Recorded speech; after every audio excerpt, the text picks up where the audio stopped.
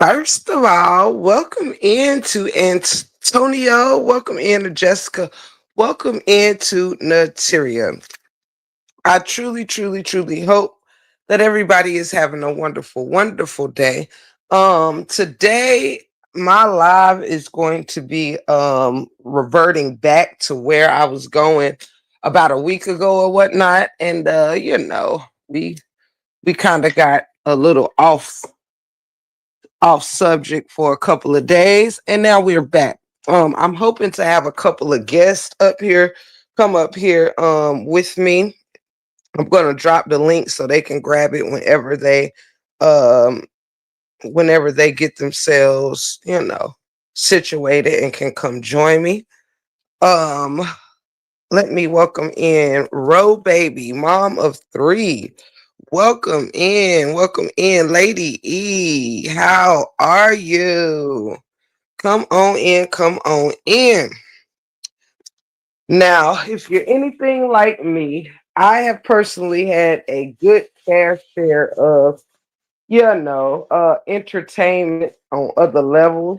Today, I thought it would be nice on a little quiet Thursday to bring a little something different, and later you never know, I may come back with something else different. Actually, I do have something else I do want to kind of touch base on, but not in this live. So if you are here, thank you for being here. Thank you, Lady E. Thank you. It is so good to have people that have been reaching out, asking questions like, "Hey, Tiff, when are you bringing that back?" It made me feel really good. Like, this type of stuff may not get 100 people, 200 people, 300 people in a live. Well, last time it did. However, that's not what we're here for. If there is even 5 people that want to learn or get in your groove with some of this stuff, that is good enough for me, so to have almost 20 of you in here already, and I ain't up here to cuss nobody out. Hey, in this day and age in YouTube, that's a blessing. So and I take my blessings where I can get them. So with that said, welcome in, Miss Cheryl. Welcome in, welcome in. I really appreciate y'all showing up for me. If anybody chooses to want to bless this uh fun and educational experience during this show, you are more than welcome to do so. I'm going to try to keep my stream link in the chat. I'll try not to let it go too far up so that my guests can grab it. Hold on one second.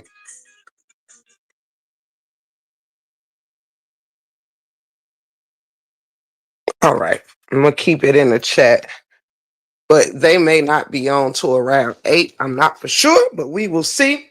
So, you guys, before we get this show started, if you will, I've been sitting here getting my hair done for the weekend and things of that nature. If you could give me like 60 seconds or so, I would greatly appreciate it.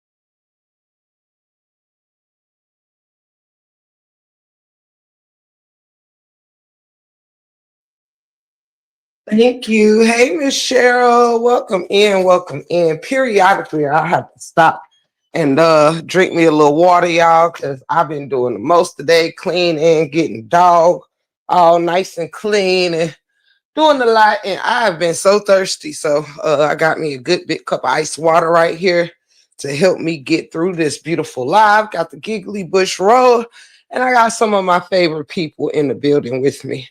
If you don't know what I've been doing lately, I have been bringing a few different subjects to the forefront. One is genealogy, which this will play a role in, but not necessarily my genealogy. We're going to go over some things to help.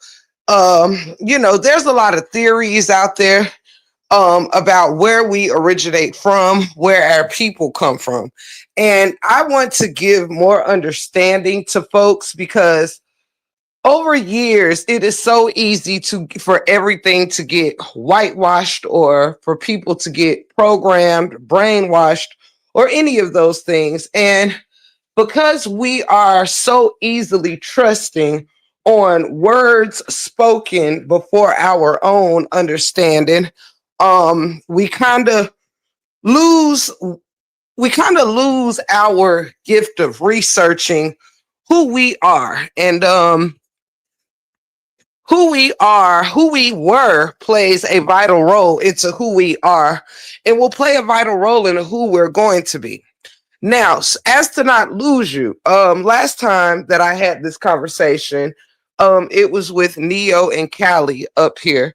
And Callie is someone who has been delving in this kind of history and stuff on his page for quite some time. Though I have had interest in it, I have not dug deep into things. But what I do want to discuss today, which is definitely fun for me, I love to learn, and I love to learn stuff that helps me know where we at in life. Um, there's this big thing of, are you of the indigenous people, or are you strictly off the off the boat? Um, I've done a lot of research that has led me to discover that you could be off the boat and still not be of African descent. Now, what I'm not going to do is try to persuade all of you or myself that we have no African descent, that none of our ancestors came from over there. But what I want to open you up to is to know that the world was a very different place back then.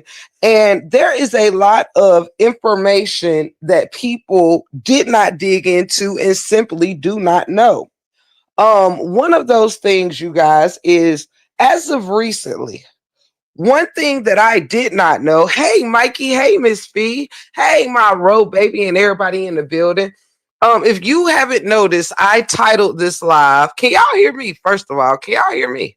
I didn't realize I still had my Be Right Back banner up. Hold on. Let me take that off. All right. Hopefully, y'all can hear me.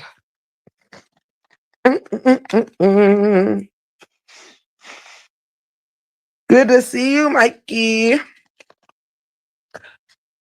What I want to kind of teach and reach about is the reclassification of brown people with the use of eugenics. Okay, with the use of eugenics.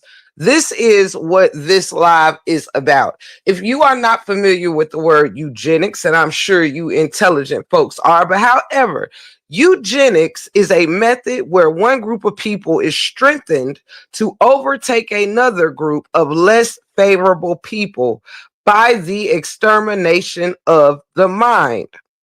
With that can include removal of language, removal of culture, removal of families, removal of name, overworked and changed environment, and also through lies and manipulations. So this is what eugenics is. A group of people strengthened to overtake another group of less favorable people. by the extermination of the mind. Now, this to me is the beginning of being not the beginning, but a surefire push to being reclassified. Hey, Miss Lynn, welcome in. And like I said, I'm going to try to keep my StreamYard link in the chat for my guests, but there is no rush whenever they're ready. Now,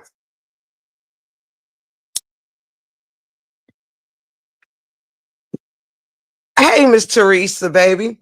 A lot of people feel as if brown folks arrived here only by way of European boats. People also, now I know with that, people know, okay, Native Americans was here first. All right. We've already established that. Yet in all, I need people to understand something here. Hold up, let me drop that. Hey, J Bands, welcome in. A few things I need y'all to understand. Not only have there been evidence of brown people being here in the Americas for over 200, 300,000 years, but something else I don't think a lot of people know. And that is the fact that during slave times, tell me in the chat if you knew that when the Europeans came to America, did you know that before they brought Africans here, that they put Native Americans on their ships and took them first to Europe, then took those Native Americans to Africa, and then brought those Native Americans back here to the US of A. They took them on a wild ride.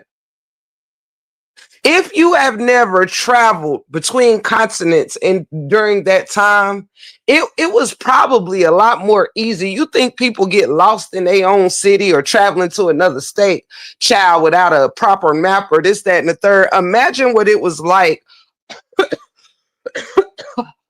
hundreds of years ago when you haven't been to all continents, you do not know the terrain of all continents, and you are packed on a ship, took into one place, then took into another place before you are then brought back home. A lot of people did not know that before Africans was brought here to slavery, Native Americans was first sold into slavery. And oftentimes by their own tribes, due to manipulations, due to, well, do we give up a few people to keep a few people? Or do we not give up anyone and end up all being caught up in genocide and things of that nature? Back then, it was so much more to everybody's story than what meets your history book's eye. All right.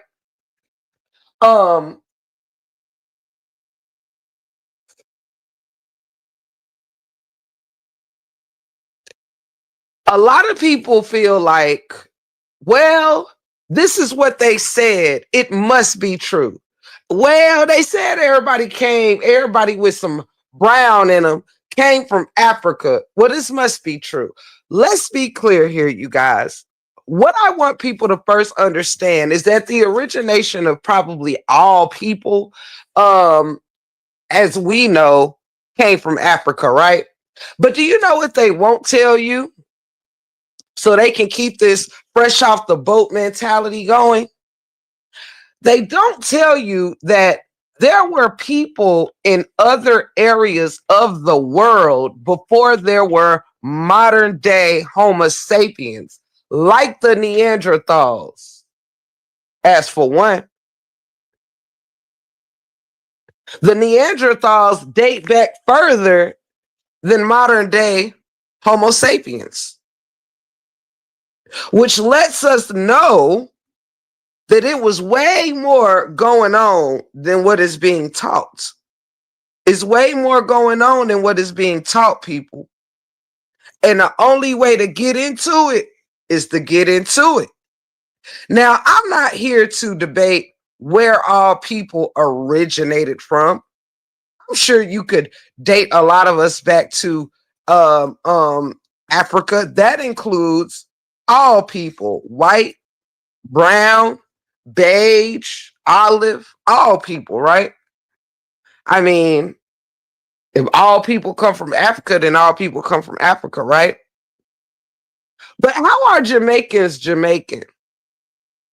How are, hey Rashida, how are Haitians Haitian? How are Europeans European? If everybody came from Africa, and that means everybody, right? Then why is it that only here are Black people having to be tied to another continent, to another country? Why aren't Jamaicans being called African Jamaican? Why aren't the Haitians being called African Haitian? Why aren't the Europeans called African Europeans? Hey, Sister Teacher. Hey, Ashley D. I hope everybody is doing well in the chat. Hey, Jazzy Jazz, Miss DD, Simply Toya. If I missed anybody, welcome in, welcome in. Nook the Book is in the building. Long time no see, brethren. Do you ever wonder when people come with the "we're all out of Africa" storyline? Well, why are the people, the Nubian people of America, the only ones that have to tie Africa to their title here in America? If we all originate out the same place, why is it only here you are called African American? When you go to Jamaica, they may have originated like everyone else out of Africa, but yet you call them Jamaicans. You call Australians Australians, Asians Asians.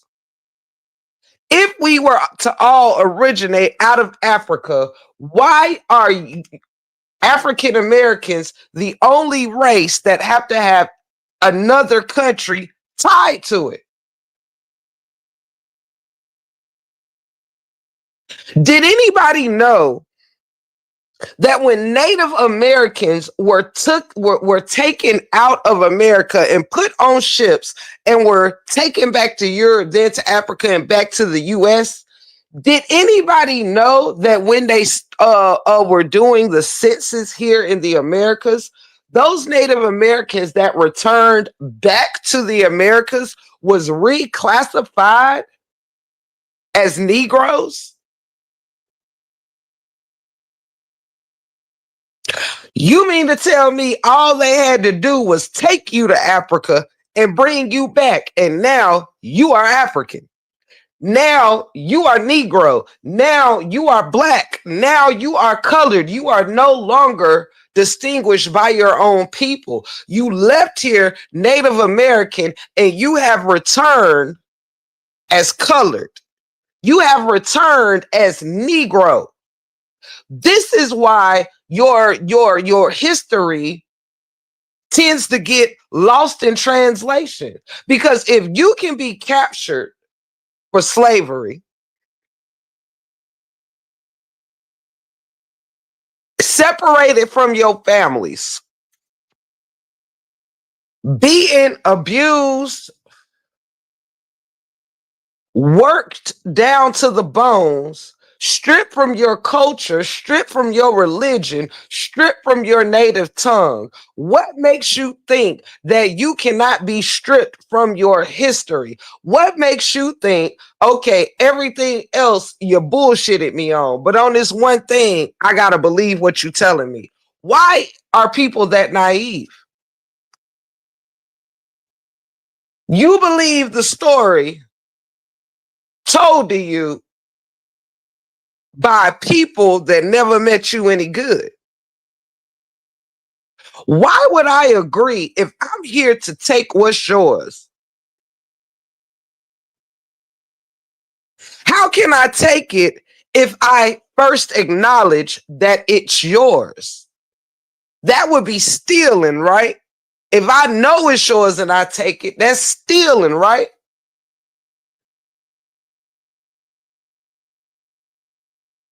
Why what is good for one set of people, good, not good for another? Why is it that you can't just go wherever you want to go and say, you know what? Me and my family, we're going to settle right here and we're going to claim this land. Why can't you do it?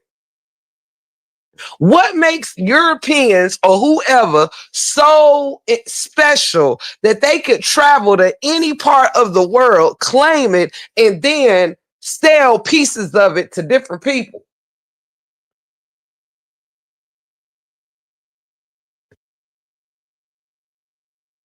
That is crazy. How do you not believe that it is a possibility that you didn't come from Africa? Now, some did. Some families may have. But you got two parents on your mama's side. Your mama got a mama and a daddy. Your daddy got a mama and a daddy.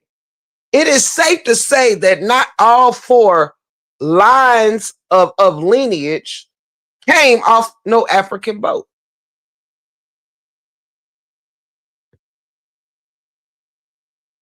Reclassification. All I have to do is strip all the brown people from being different. And when you come to the Americas, all I have to do is label you a Negro. All I have to do is burn away all the documents that makes this land yours. All we have to do is put a European judge in front of you Native Americans, and they gonna go along to get along.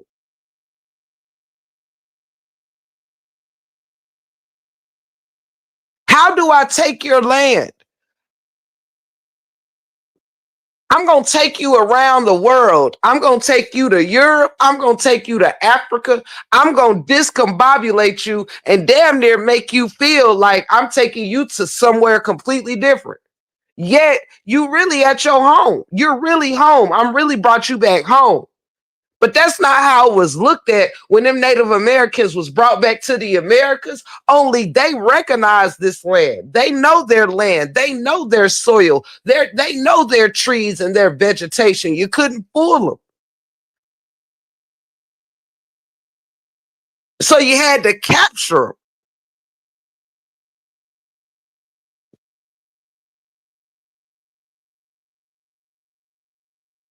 The Black Seminoles, they were Indians. The Black Seminole Indians. These are the Indians who were being captured for slavery. And the way they escaped slavery, oops, I got some guests.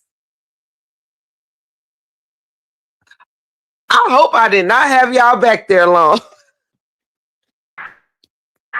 No problem. Greetings. Greetings, chat. I have my two. What up? I got my two wonderful guests that I am so happy to have in the building to help me navigate this wonderful adventure. Callie knows what this journey of finding who we are or a part of who we are means to me. Brother Bones, I am so grateful to have you here. I have listened to your works on Brother Callie's lives, and I am really, really blessed and thankful to have you and Brother Callie in the building. Shout out, shout out. Man, thank you so much, man. I'm glad to be here, man. I love what you're doing right now, and I heard you on the way in. You're making a lot of sense. I'm trying, you know. I'm in the beginning stages. You wonder why people were probably running away because they came back home. But hey, Come on. listen, hey, when you know, you gotta wanna make things make things make sense. I mean, but if you don't want to make it make sense, you know, you're gonna keep going with what they told you. But sometimes you gotta make things make sense. If they're running away, But it's how are these foreigners running away and they don't know the land? Where are they going? Where are they going? They don't know this land. Like, where are they going? I mean, but could it be even the a worst possibility that don't. they're back home? Can I ask y'all a question? I don't know if y'all had heard, but I just brought up to the chat and I asked them, did they know about Native Americans being taken from this land, period, off of this continent and taken to different places like Europe, then Africa, then back here, and wherever else they decided to take them on different journeys.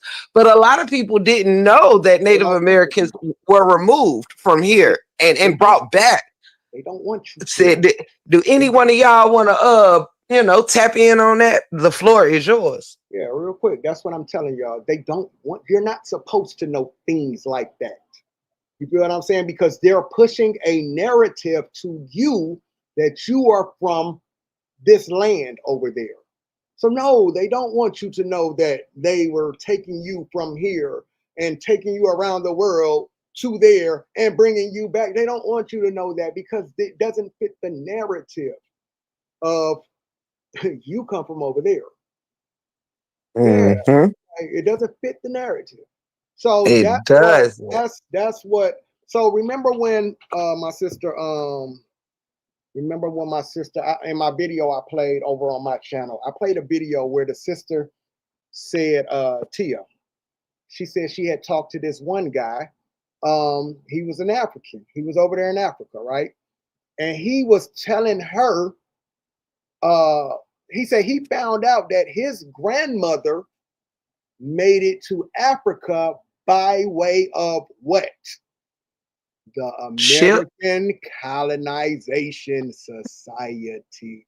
Now, this is a real person that's telling you that's how my grandmother got from America to Africa. And he was saying, she used to make this type of bread over there. And she was like, that guy didn't even know he was eating a hush puppy. You feel what I'm saying? Yeah, you take your food, you take your culture with you where you go. You feel what I'm saying? So it doesn't fit the you come from Africa narrative, right? So when you start looking at, so let me say this real quick before we get started. You want to do what Tip is doing right now, and that is your genealogy on your family. Not ancestry DNA kit tests, not those.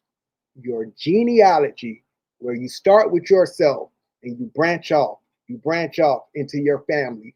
There's going to be documentations of who you are, who you come from, blood, who you actually descend from. Okay? We have to stop letting people tell us who we are. Because as long as you allow people to tell you who you are, they're going to continue to reclassify you. They're going to continue to put new names on top of you. Right now, the new name that's trying to come into play right now is FBA. They're trying to reclassify you all over again. I want y'all to pay attention. When Dr. King died in 68, when he got assassinated in 68, when he told them, hey, wait a minute, this is our land. Y'all giving our money to these people. What do he mean this is our land? Like, what do he mean? So when he made that statement that, whoa, you're giving these foreigners all our stuff, whoa. Hey, they said, get him up out of here. Now you're talking about land. Now you kind of knowing what's going on. Yeah, get him up out of here now. And I want y'all to pay attention because that was the last time the 1968 Indian Civil Rights Movement, that was the last time that we had somebody trying to connect us back to our land right here. King. They got him up out of here. We ain't heard nobody else talk this Indian stuff since King. Nope. Not They at got him up all. out of here. They got him up out of here. Why? Because he's telling you who you are. He was telling you who you are. He was like, whoa, whoa, whoa. No. Y'all giving these. He was telling you who you were. They got him up out of here. They got him up out of here fast. Yeah. So you're not supposed to know this. Again, I'm asking y'all, you got to make it make sense to yourself. Why was it called the Indian Civil Rights Act? You go figure it out. Or let somebody keep telling you what they want to tell you. You got to make it make sense, because remember, there were elders and stuff here back in the civil rights that were calling themselves Indian. You have to Call ask me crazy. Call why. me crazy, bro. But what's crazy to me is, and y'all listen, don't look at me crazy when I say this, family in the chat, but until I started doing my research recently, I didn't even know there was a damn Indian Civil Rights Act. It's almost like that people dropped the Indian off of it, because all I ever knew was about civil rights movements and these types of things or whatever, referring to African Americans, but I never heard nothing Martin Luther King that he done being correlated to Indians and Native Americans and things of that nature. Man, that blows me. They don't want you to know that. That's why it was nicknamed. It was nicknamed the Indian Civil Rights Act, but it was about us. It was about us. And I'm telling you guys again, as long as you let people insert themselves into your story, they're going to insert themselves. So when you hear the Native Americans out west with the TPs try to tell you it was about them, you got to make that make sense. No, what they did was try to hijack what we did after King's death, because they didn't create the AIM movement until after King died, and we were burning up 100 cities in America behind King's death. And then the Native Americans out west with the TPs, they went and created the AIM movement. So when you hear anything about Indian in 68, that's where the Native Americans try to incorporate themselves. You know, because if you don't know, you don't know. And they'll be able to incorporate themselves into your story. But you don't see them in none of your pictures, none of your videos. They were in none of your fight. And you will let people tell you that it wasn't enough of them. Well, what are we fighting for them then for? Why are we fighting for them then? If it's not enough of them, what are we fighting for? Wow. We got our own problems. If it ain't enough of them, what are we fighting for them for? We got our own problems here on the land. What are we fighting for somebody that is it ain't a no, it ain't, what are we fighting for? Make it make sense. You gotta make that make sense. And if I'm African, what am I fighting for? Why am I fighting for Indians if I'm African? Why? And why are But these that's the people in the reason, civil rights though. movement calling themselves Indian too? But that's the reason why you don't know. It's because the educational system and leaders were paid not to tell you. Oh, come on. Because the whole plan was to get the land. And again, a lot of times it's not what they say, it's what they don't say is most important. Because even if you go back and you listen to King tell you that they took land for so-called Black Americans, that they took land from them. But you have to ask yourself, how did they get the land? Well, history shows you when they broke up the tribes, they had what they was calling Indian allotment, where they broke up tribal lands and gave it to families. So when you do your genealogy, you come to find out that your family was allotted Indian land, meaning what? Your family descends from who? So Yes. So let me jump in real quick. Piggyback off of that right there. So this is what I be meaning when I say, hey, listen, if you think you're African, shout out to you. All right? Shout out to you. You should probably find out what your fight is over in Africa. You feel what I'm saying? Because you don't have a fight over here in the land of America.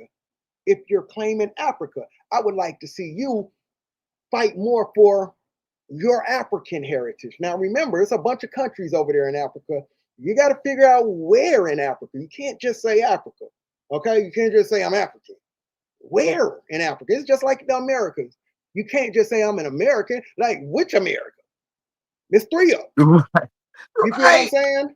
So, which America? I tell you, I'm But North guess America. what we can say? If you ask a Native American that, they can tell you both Americas when you ask them. Now, Tip, pay attention to what I'm trying to say. What Bones just say. They took your people's land, right? Land allotments. So Yeah, what I'm telling y'all is, when you start to dig into your family, stop letting people just tell you who you are. Look at absolutely. do what Tip is doing. Tip is actually, man, she been texting me like, yo, oh, my sister Tia just checked in. What up, Tia? Tia says she was running errands, but she's another good person to bring up on the panel if you want to, Tip, if she ever get a chance. But Goddess Tia Hey, is down there. hey, goddess to you. She's the one Welcome I was just in. talking about she was telling us about the hush puppy in Liberia and all of that. That's who I was talking about. But Yes, you welcome up, Queen. If you want to come join us, you more than welcome. what I'm trying to get y'all to see is some of y'all grandparents, y'all people.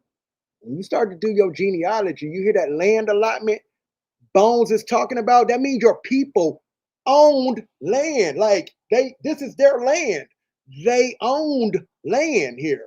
So what I'm telling y'all is, if you think you're African, cool, salute to you. But my people own land here. We still have land right now. But some of y'all, once you start to dig into your people, you're going to see what your fight is right here on this land. You have a fight here. But if you don't know who you are and what your people had, you can't fight because you think you come from somewhere else. Somebody has you conditioned to believe you come from somewhere else. And some of you may come from somewhere else, but at least find out. At least find out Mm-hmm. where And over there. it goes back to what the sister was saying. It's basically genealogy. Study of oneself and one's family. Who do your family descend from? We all have parents who had parents who had parents who had parents who had parents. And they all have stories and their own histories. So what's wrong with doing one of the greatest service that you can do for yourself and your family is research your people. Find out what they were doing on this land. Because again, you have hundreds and hundreds of grandparents. You'll be surprised who you're related to. You'll be surprised what your people left behind. But if you never take the time out to find out who you are, we're For going to stay in somebody, this same mess. Our community's going to stay yeah. in shambles. We're going to stay losing. We're going to stay lost because we don't have knowledge of self. And that's all genealogy is, knowledge of self. Whether you be African, American Indian, whoever you descend from, Whatever you at are. least have knowledge of self. And can And I that's a say, good point. Like, shout even if out? you're African, find out who you are. What African are you? You just don't say you're African. What country do you come from? And can I say, shout out to to my ancestors, because I have found like five. Last time y'all heard from me about 2 weeks ago or so, I had about three greats figured out behind me. Now I'm at Wow. my great five greats on two sides. So I have been knocking them down. I'm getting real close to the 1700s, y'all. I'm already down to the 1820s on two sides. And I'm just so damn excited because now, like, to find out I got a grandfather named Esau. That's my great grandfather, and that's to find out like his name is Arabic. And I'm like, whoa! I never would have imagined having a great grandfather named Esau. Well, great grandfather. But I have found my grandmother Catherine, my grandmother Mary. These are all five greats before me or whatever. And my grandmother Artilia. Like, Lord have mercy, y'all. It's been amazing. I get goosebumps for real, no cap. Chef, let me ask you this. Now, let me ask you this, right? You hear how you're naming off your blood, the people you come from? Do you hear how you're telling us who they are? You're telling us who you Yeah, come from, right? Now, don't that feel absolutely. to It know does. somebody like you actually came from somebody that came from somebody that came from them, like you like really came from them, right? Don't that feel Yes, better than to get a result back that say I'm 73% sand, sub-Sahara Africa? absolutely. Absolutely. Like you're actually doing the work to find out branch by branch by branch who you actually descend from versus Yeah, somebody telling you you're 73% this, you're 23% grass over here, you're 43% snow over And here. you Like, can't add this on to it. I mean, let's keep it simple. One you can actually use to claim something, and one is just entertainment. You cannot use your ancestral DNA to find dead relatives to tie back into anything that's legally binding. But guess what you can do with your mhm, genealogy? Your genealogy can get you tribal membership once you find your tribe that you come from. Because tribes are based off of genealogy. Who's your mother's mother's mother? absolutely. Who's your father's father's father? That's how tribal membership work. It does not work on no DNA test, no blood sampling. The United States government created what you know as blood quantum, the one drop rule. facts, But facts, no tribe believes in that. facts. Come on, bro. Absolutely. And Tip, like again, I'm gonna tell you, Tip, I'm excited every time you dig deeper. Like I'm very fortunate, to have people on both sides of my family who help us with our genealogy, who take us into our genealogy. I know a lot of people don't have, because some people hit walls and stuff. But there are people out there that will help y'all dig into your family. And I'm gonna tell y'all this. I'm gonna be real with you. A lot of these people, a lot of these people who ain't did their genealogy or who want to tell you you're from across the water, a lot of them ain't even did their genealogy, right? Because Mhm. they're even gonna be able to tell you. You see how Tip sitting here telling you where they were at and what they were doing. Like my grandfather's, like we went back, man. I saw who was sellouts in our family tree. I saw who what my grandfathers were doing. I saw my grandmother traveling, like she was. They own businesses, like both sides of my family from down there in Alabama. You feel what I'm saying? Mhm. Both sides, both my mama and daddy side down there in the mound building, right? So what I'm telling y'all is once you start to dig, it's gonna make you feel so much better. Listen, man, you can't defend your house if you ain't at home or you don't even know it's Come your on. house. You can't defend. How do you defend your house if you don't even know you live here? This is your house. You think you live somewhere else. Somebody told you you live somewhere else. Did you check to find out? Exactly. What I'm saying to y'all is, hey man, it's 2025. Okay. Um, your conditions are not going to change as long as you keep allowing people to tell you. I mean, just think about this. I want y'all to think about this. Somebody got you calling yourself black. I mean, really think about that. Somebody has you calling yourself black. And if I was to ask you, well, if you were deported right now, where would you go? Where would black land be? Come on. Where would you get deported to? Where is that country? Where is black country at? Because Come on. when we go to the Olympics, when we go over there to the Olympics, you're not black when you go to the Olympics. You're American. Right. You're American. Now, America has a land. It even has a flag. It even has a flag. And I'm gonna tell y'all again, nowhere on your ID does it say that you're black or African American. Pull your ID out right now and look and see. And Nowhere. let's even go further with that, Callie. The government never called you that. You did. You answer On the to it. applications that you fill out, There are no when you fill out a applications. job application, housing You check that box. applications, Mm-hmm. when you get a call, you You check that. self-identify. Yep. You have the right to self-identify since 1970. What does that mean? That means before 1970, when it came to the U.S. Census, the U.S. Marshals identified you. Ooh. So add this layer onto it. They can't say that your people mislabeled themselves as Indians back in the 1700s because they didn't mark it down. The government told them that they were Indians. U.S. Marshals wrote all this information down. So don't let nobody tell you that your people was making mistakes. No. Yeah, man. Hey, Like, y'all, I think this right here was my grandpa. I don't know if y'all can see like this, but Callie has seen this picture of I think this is Esau here. And if it's so old, this picture was taken in the 1840s from my research, but I could tell that his structure and his face was not your average African American face. yeah. His jawline, all of that was just very unique to me. Now, But I do think this is my great grandpa Esau. now, Tip, remember that picture I sent you with the lady with the long braids? Mm-hmm. And she was dark, wasn't she? Beautiful, but yeah. Dark, right?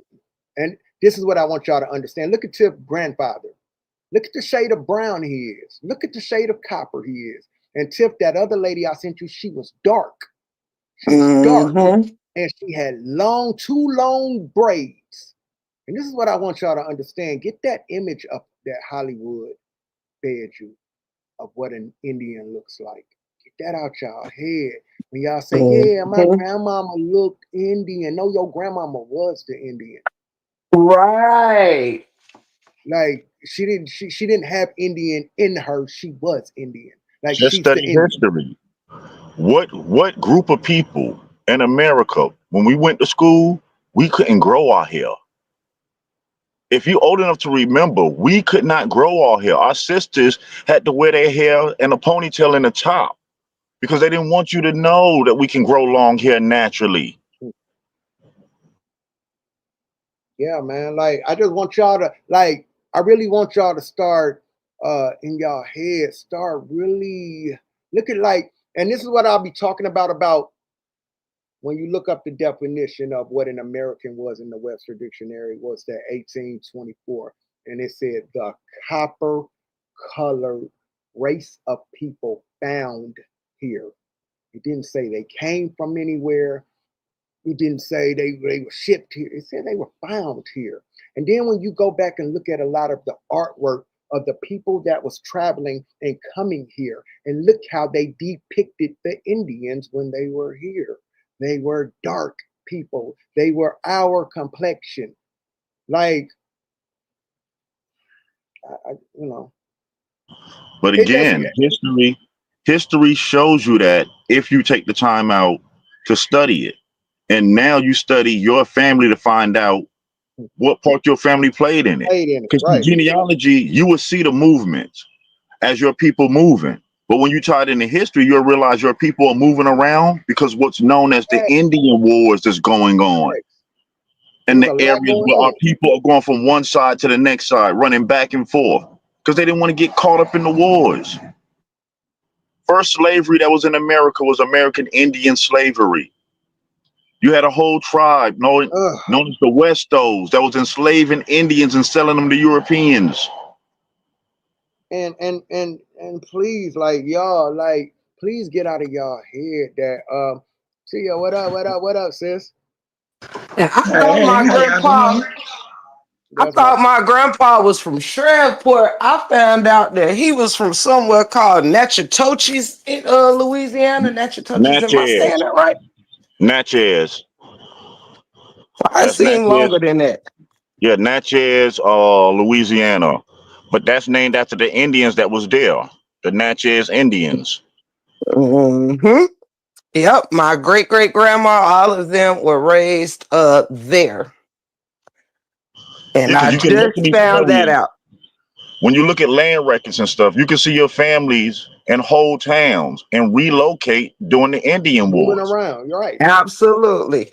Because And if they you ended study up the in Indians, California. My mama whole side ended up in California from Louisiana and Natchez, whatever you said that was. And my dad's side, they all migrated around different parts of North Carolina to New York. A lot of his moved to New York. My mom's was moved from Louisiana to California. So I'm trying to get further from North Carolina and Louisiana and see where that takes me. But I swear this stuff is exciting. It's just so exciting. Hey Tia, welcome. How you doing? I'm good, sweetheart. How are you? I'm fine. Hey Bones. Hey Kelly. What up? What up? okay, So all right. Tia, let me kind of fill you in right quick. This is my sister Blake Roan channel, man. And Tiff has been really doing her genealogy, man, and she's really been on her genealogy journey. You feel what I'm saying? And she's excited.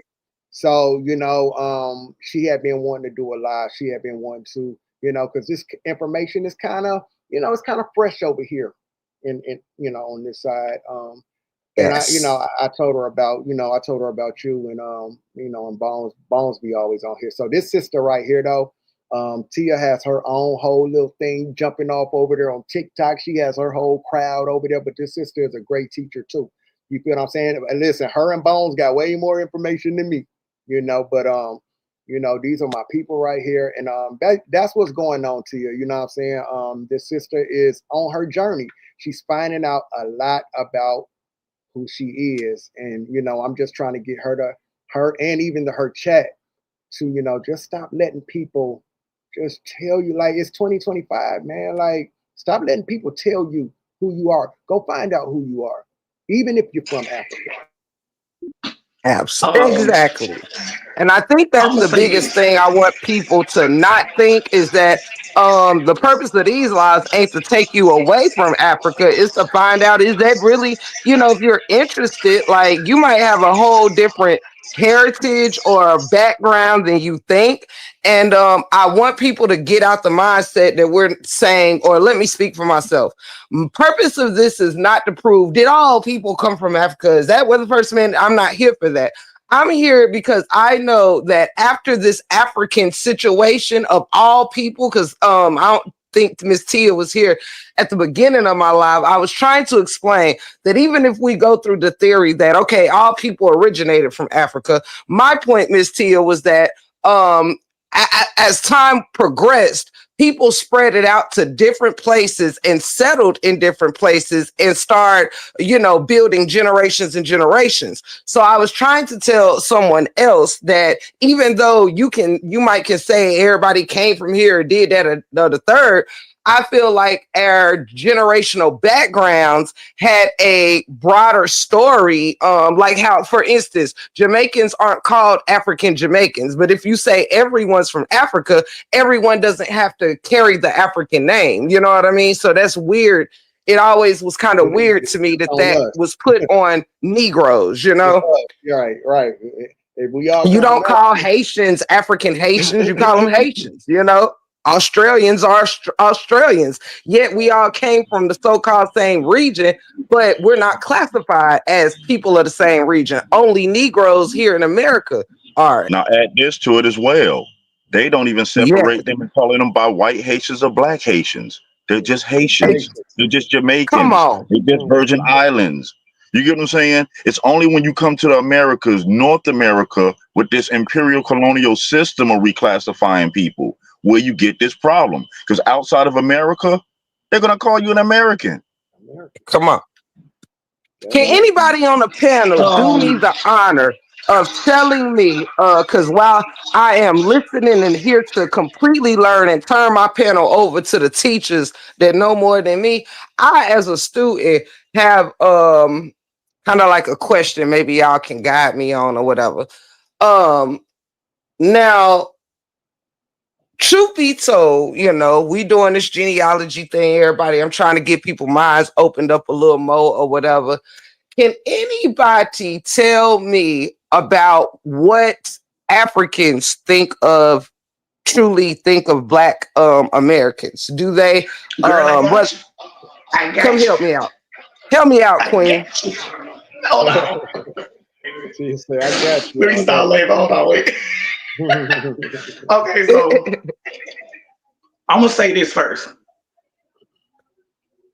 I will never tell you that you American. I will never tell you. I'm not gonna tell you what you are. I'm going to ask you, where are you from? Where's your mom from? Where's your grandmama from?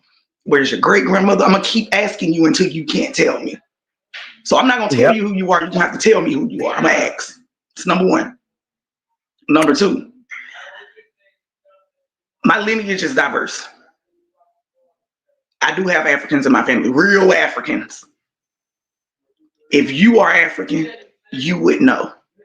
Just like Americans, just like Russians, just like Asians, everybody has oral lineage that is passed down. That is not something you're gonna forget. A lot of history has been lied to you about. They was not beating on you like that. That was not going on. America always has been a diverse place. Do I believe that we all come from Africa? No, that's impossible. You cannot put all dark skinned people on one landmass. That don't make sense. Hold on one second. I'm sorry. And again, there's countless videos of people from the continent of Africa, because it's a continent, it's made up of multiple nations. Right. Some people have their own names and titles they go by, and they let you I'm know sorry, y'all. you're an American. Yeah, they're gonna let you know. I've dated an African, a real African that was born on the continent, raised on the continent, went to school on the continent, and left the continent to live abroad. We are two completely different sets of people. It was a real culture clash at first. Sometimes we bumped heads because even he was in that mindset of just what you were taught in school. And the teachers that they got don't really come from over there. They're taught by the same people that teach us the bullshit. They're not learning that at home. He was never taught that at home. When I asked him about the point of no return, because he's from Ghana, I asked him about the point of no return. He had no idea what I was talking about. They never talked about a slave trade being taken place at home, any of that. Because remember, this transatlantic part is not quite what they telling you. I'm not saying it didn't happen. It happened in some capacity, but not in the way that you think. Because they didn't just bring people in, they took people back over there. So a lot of the times they'll tell you, oh, you look West African. Well, let me tell you something about West Africa. That's an American civilization. I'm sure you do look like them. A colony. Have you looked at the names of West Africa? Come on and talk about that West Africa. I'm just saying, have you looked at the names of West Africa? I'm from Mississippi. I was born and raised in the Delta. So when you look up places like Liberia, literally, and see Mississippi and Africa, that's our shit. Our people went over there. They did not get along with the locals. They fought with these people. A lot of them people, when you hear things like Bruni and Akata, they calling you a cotton picker. And they still fight. I hope you know that. A lot of them don't like when Americans come over there. It's not that they have an initial issue with you. It's just when you start saying, oh, we're African Americans descended of slaves and going over there, you're initially calling them weak and stupid. Come on. And they see the same thing that took place in the late early 1900s with ACS moving in on their land. That's the issue that they got with your black ass. And Tia, this is why they don't have much sympathy over there about your No, they don't. Story. Because they will tell you you're American. When you tell them you're American, they be like, now you get it. Go home. Your little slavery story that you hold on to over here, they don't care about your slavery story over there. Because you know what the problem is? You are treated like crap. Yep. Because the problem is that people keep forgetting is all them African nations are nothing but colonies. Study the history of these places. When you can look up Liberia for yourself and you can see when it was created. You can see who created it. with every nation over there. That's why it's ACS called in the the scramble for 1800s. Africa. And The listen, scramble y'all. for Africa, Most of Africa was 1900. named in the 1800s. Now, Mm. Yes, some of them in the 1950s, just not getting named, getting their freedom. So when people say, "Oh, I'm Nigerian," or "You're Nigerian," what was Nigeria called in the 1700s? because Nigeria is a French colony. Yes, And this is what I'm telling y'all. A lot of people that want you to be from over there and they want to tell you you're West African, they don't like to talk about ACS. They don't like to talk about the American Colonization Society. You know why? Because that's where you're going to find out they took you from here and they were taking you to other places over there and brought you back over here. But they don't. That's and why they don't want to talk about that. this Because is why this would make sense. They not gonna talk about it because if you say that, then you have to admit that when I say things like 603 of the crops in Africa that are being grown are indigenous to America, that's an American strand of crop. The cotton over there did not grow naturally. They took it over there. The corn does not grow naturally over there. That's an American thing. So in order to admit that ACS is real, you have to admit that a lot of the shit y'all using is not y'all. Africa yeah, has nothing that America need. America has always been self-sustaining. If the government facts, tell you America is self-sustaining, what makes you think we need anything from anywhere else? facts, Come on. facts, Come on. Them is not their crops. facts. They said we took their oil. There's a young lady by the name of Sarah Proctor that was 13 that struck oil on her land. Her family still benefit from it somewhere in Texas. Y'all have oil reserve stations. We don't need anything from y'all. Mm. We have diamonds, Mm. gold, oil, rubies. We have all that in the U.S. What do we need that from over there for? We got everything over here. Like we've always had everything over here. What do we need to go anywhere We else have for? the most fresh water. They have a delta region in Africa that they don't know how to use. Guess where that water comes from? It's called an underground stream. Guess where it's streaming from? Here. Wow. Yeah, I mean, you're gonna So look a lot like of people didn't know nothing about the Mexican Underground Railroad too. Facts. Because the real Underground Railroad went to the south. It Come was on. Indians leaving the wars, going down to Florida.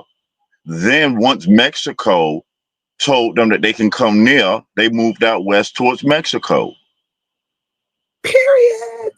yeah, man. Seminole is just a mispronunciation for Cimarron, meaning wildly Indian, runaway. Some people will say maroon and try to make them African, but no, that's not where Yep. it comes from. It's The a Maroons, mispronunciation. the Creoles, the Gullahs of Africa are not the Creoles and the Maroons and the Gullahs over here or anywhere else.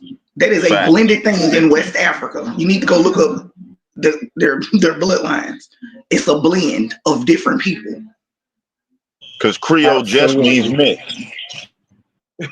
Hey, Miss Lampo, shout out to Lampo checking in. Lampo said, I was married to a real African from Ghana and it didn't end well. I'm done, Listen, I'm Lampo. telling you, It could have I been a dated culture an African man from Ghana. It was a culture clash. It took years for that man really to sit down and listen to me.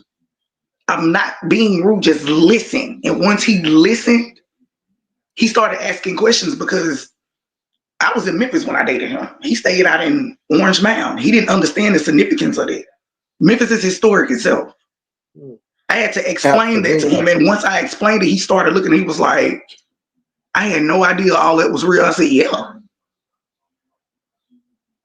We are not the same people. Even with the Africans I got in my family, do you know how far back that is? You talking about my great grandparents.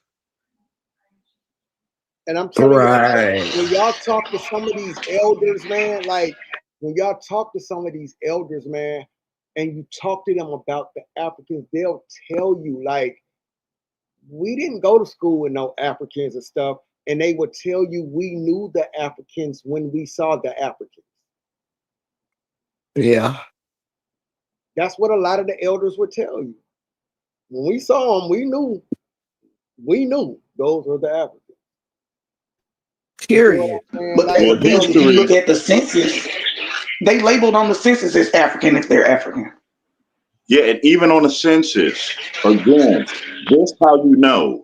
You could not claim African American on the U.S. Census until the year 2000, after you had a boatload of people from Africa coming over.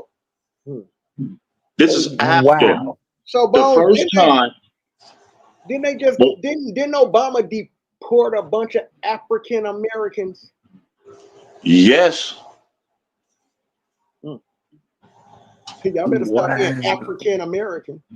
Y'all might want to stop being African American. When you claim to be African American on certain paperwork and things like that happen, you become a gray area. You are denouncing your citizenship and you giving up every blood right, birthright that you have. Because where's your dual citizenship? You become a person without a country. Where's your dual citizenship? Ooh, that's hard. That's heavy. You become a person without a country. Hey, you're an African American. You put Africa in front of an America. You put Africa in front of America. Somebody told you to do that. Just think about it. You have a class of people that can do that. They are African Americans, and the majority of them are pale skin coming from out of South Africa to America. All you have to do is look at the U.S. I just flat if you want to why I can't be called Russian American, why I can't be called Italian American or something like that. I have Italians and Russians and Norse people. I have Scandinavians in my family. Why I can't be called that? Why do you automatically go straight to Africa? Good point. This is so hard to believe that I have Russians in my family that are dark. Good point to you. Wow. But think about it. By law, do that shit.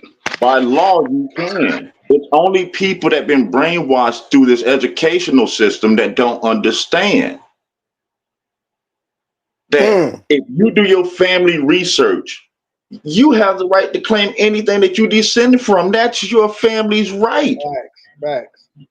Come on. Who your family is, that's your family. I don't have no say so on that, and vice versa.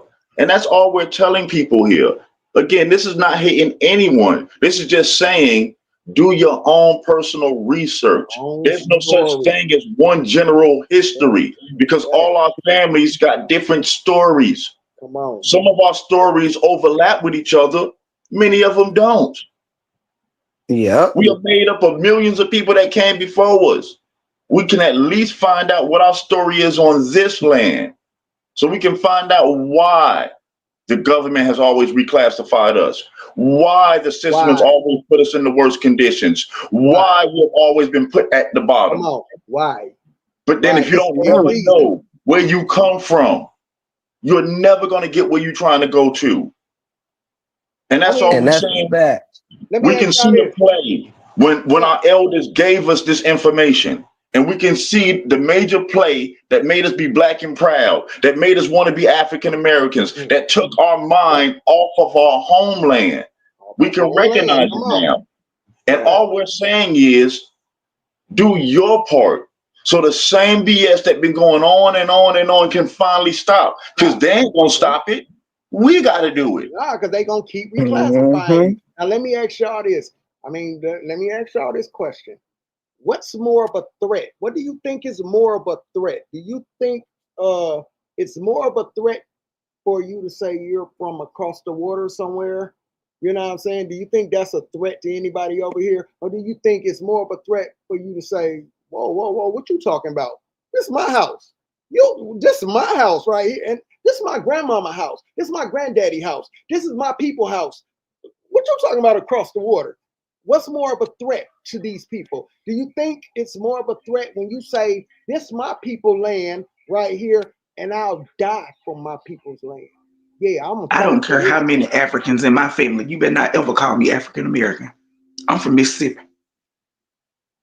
I'm a Delta Indian. Don't play with me. Yeah.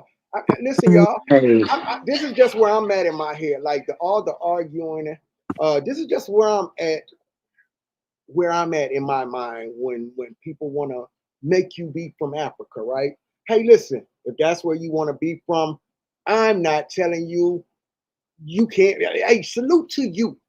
All I'm saying is just help me understand what your fight is here.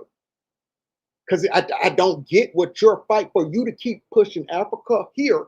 Like, and I'm telling you, I ain't African. Like, what does that do for me in the land allotments that Bone was talking about that my people had here on this land? I don't know nothing about Africa.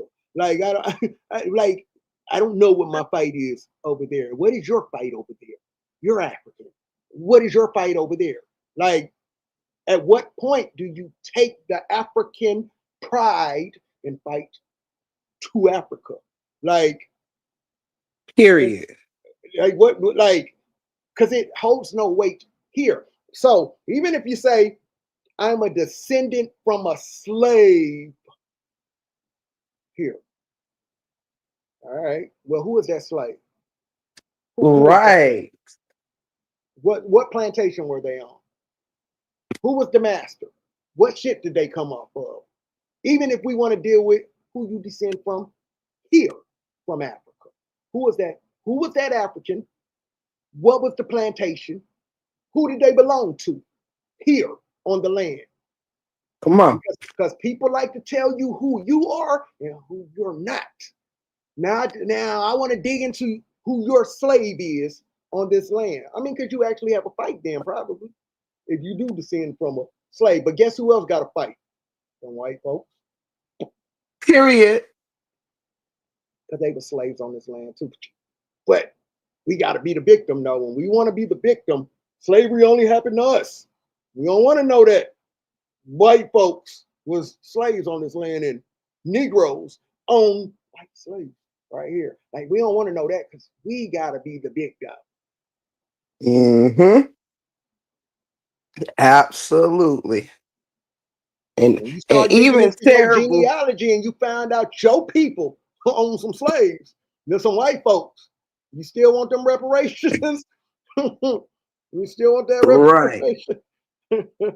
Right. So them white folks gonna get some reparation too. So when y'all start seeing reparations start happening, yeah, don't get mad when the white folks do their genealogy and realize, oh, yeah, well, my people were slaves on this land too.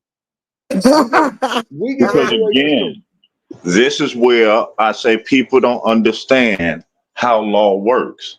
See, you can't pass a policy that's based on skin color, but you can pass it one on condition.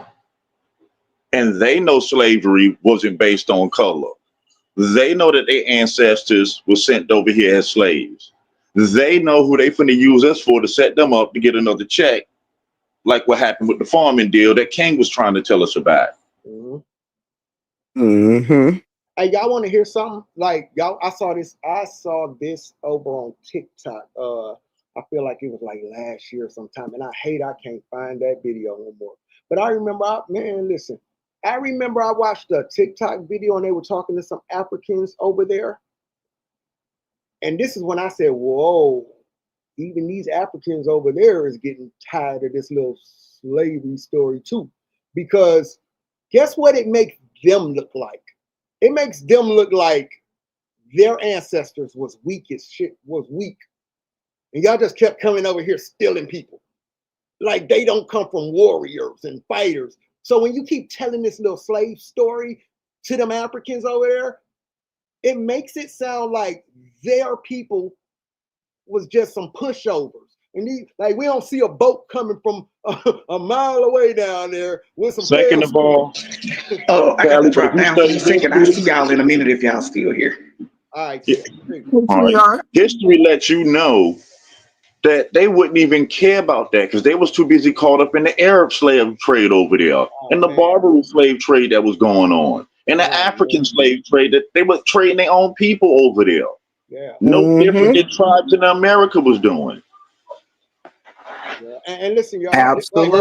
Right, Bones. And that's what I was just going to say, right? So this is also something y'all should pay attention to. So you just may have a relative who was a slave here, right? You just may. It doesn't mean they came from Africa, though. It doesn't.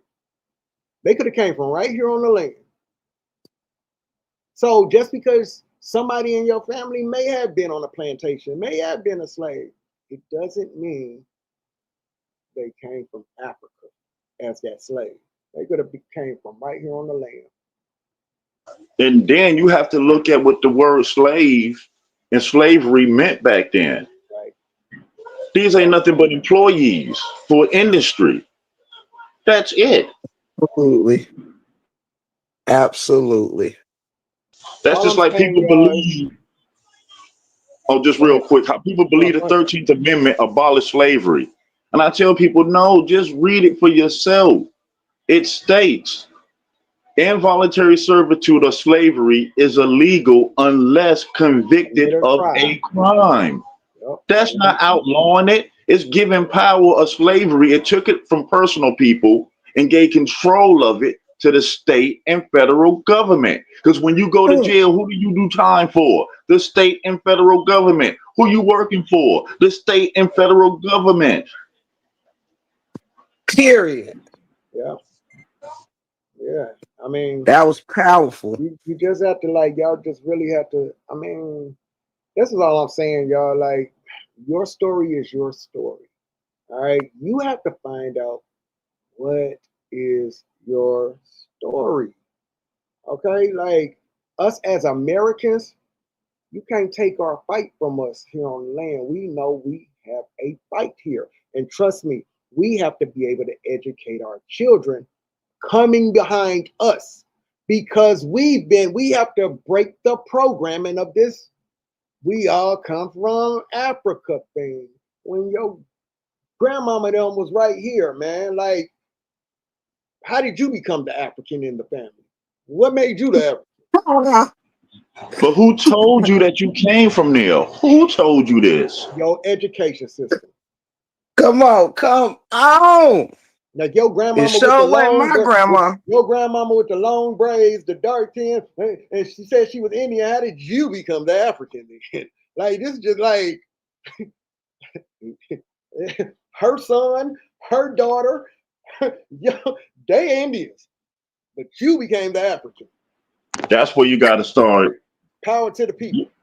getting rid of the brainwashing, because they'll tell you, it's kind of funny, they tell you that we lost our language through the boats and everything coming over here. But how is it people that came over here as slaves before us and still got their language? Check this out, right? Check this out, y'all. Let me tell y'all. Absolutely. Let me tell y'all a little quick story, right? All right. This is my family, right? And I love my family, right? But you got these Negroes that go to these little HBCUs and they think they the smartest thing in your family. Like, you know, they smarter than everybody, right? So, you know, me and Slim Bull, we, you know, this is crazy. Me and Slim Bull, and it's no shot at my family, like if they see that this it happened. This shit happened. Okay. Well, I got some cousins that went to these little HBCUs and they, you know, they want to be African. You know, they African, right? All right, different world. We you know, whatever. Now you got me, Slim Bull, with my other cousins over here, right? We're online and we're doing genealogy and we're showing who we are. Steve Harvey is our fucking cousin. My nigga, his grandmama, like his grandmama, my grandmama. How are you the African? Like, how did you become the African, right? So they're at a function, right? They're at a family function, and one of my little older cousins, he's telling Slim Bull, yeah, you talking that dumb Rob stuff. That dumb, you sound like dumb, you're talking that dumb Rob stuff. So they was talking that Indian shit, right? You talking that dumb, you sound like, you know, and my family got upset about that, right? Because check this out. Check this out. Now, who he's saying it to, I want you to pay attention who he's saying this to. Now, he's saying it to his first cousin, my first cousin, right? Now, he's the older cousin, but you're talking about me, the first cousin, him, Slim Bull, the first cousin, Not only are you talking about your cousins, but your brother, your blood brother, is over there saying, nigga, I ain't no African, nigga. Like, your daddy is over there saying, nigga, we ain't no Africans, nigga. Like, your daddy, which is my mama's brother, like, which is Slim Bull's brother, daddy's brother. Like, how did you become the African? Like, the rest of the family is Indian. How did you Negroes that went to the HBCUs become the Africans? You see what I'm saying? Your blood brother is telling you he ain't no Indian. I mean, he ain't no African. Yo, daddy, yo, daddy, yo, mama, yo, daddy is my mama's sis brother. Like, and my mama is telling you, nigga, I ain't no African, nigga. My own daddy is telling me. How did you niggas become the Africans? But this the gut punch, Callie. Most of them don't even know that they HBCUs were the Indian schools first. Indian schools. Yep, Bones, come on. These were the Indian boarding schools that later on that they changed them to HBCUs when they came up with Black and African studies. But before then, these were Indian schools. Yeah. This is where they took Indian children and taught them the European version of what an Indian is. And I want y'all to see how they keep they keep moving y'all. In 68, the Indian civil rights. Notice how they keep moving y'all to everything else but who you are on the land. You're Black now. You're African American. You're about to be foundational Black. What the fuck is a foundational? Oh, I'm sorry. What is a foundational Black? What is that? Somebody, what is a foundational Black American? First of all, what is Black? First of all, I don't know nowhere in the government they recognizing foundational Black nothing. What y'all talking about over there? But guess what? If you don't start digging into this stuff, it's starting to pick up steam. You're starting to hear more and more people say FBA. You're starting to hear more and more people saying, guess what? If you let them, you're going to be foundational Black. And all that stuff that your grandparents owned here on the land, all that land allotment and all of that stuff, you're not going to get none of it. You're not going to have a fight because you're foundational Black.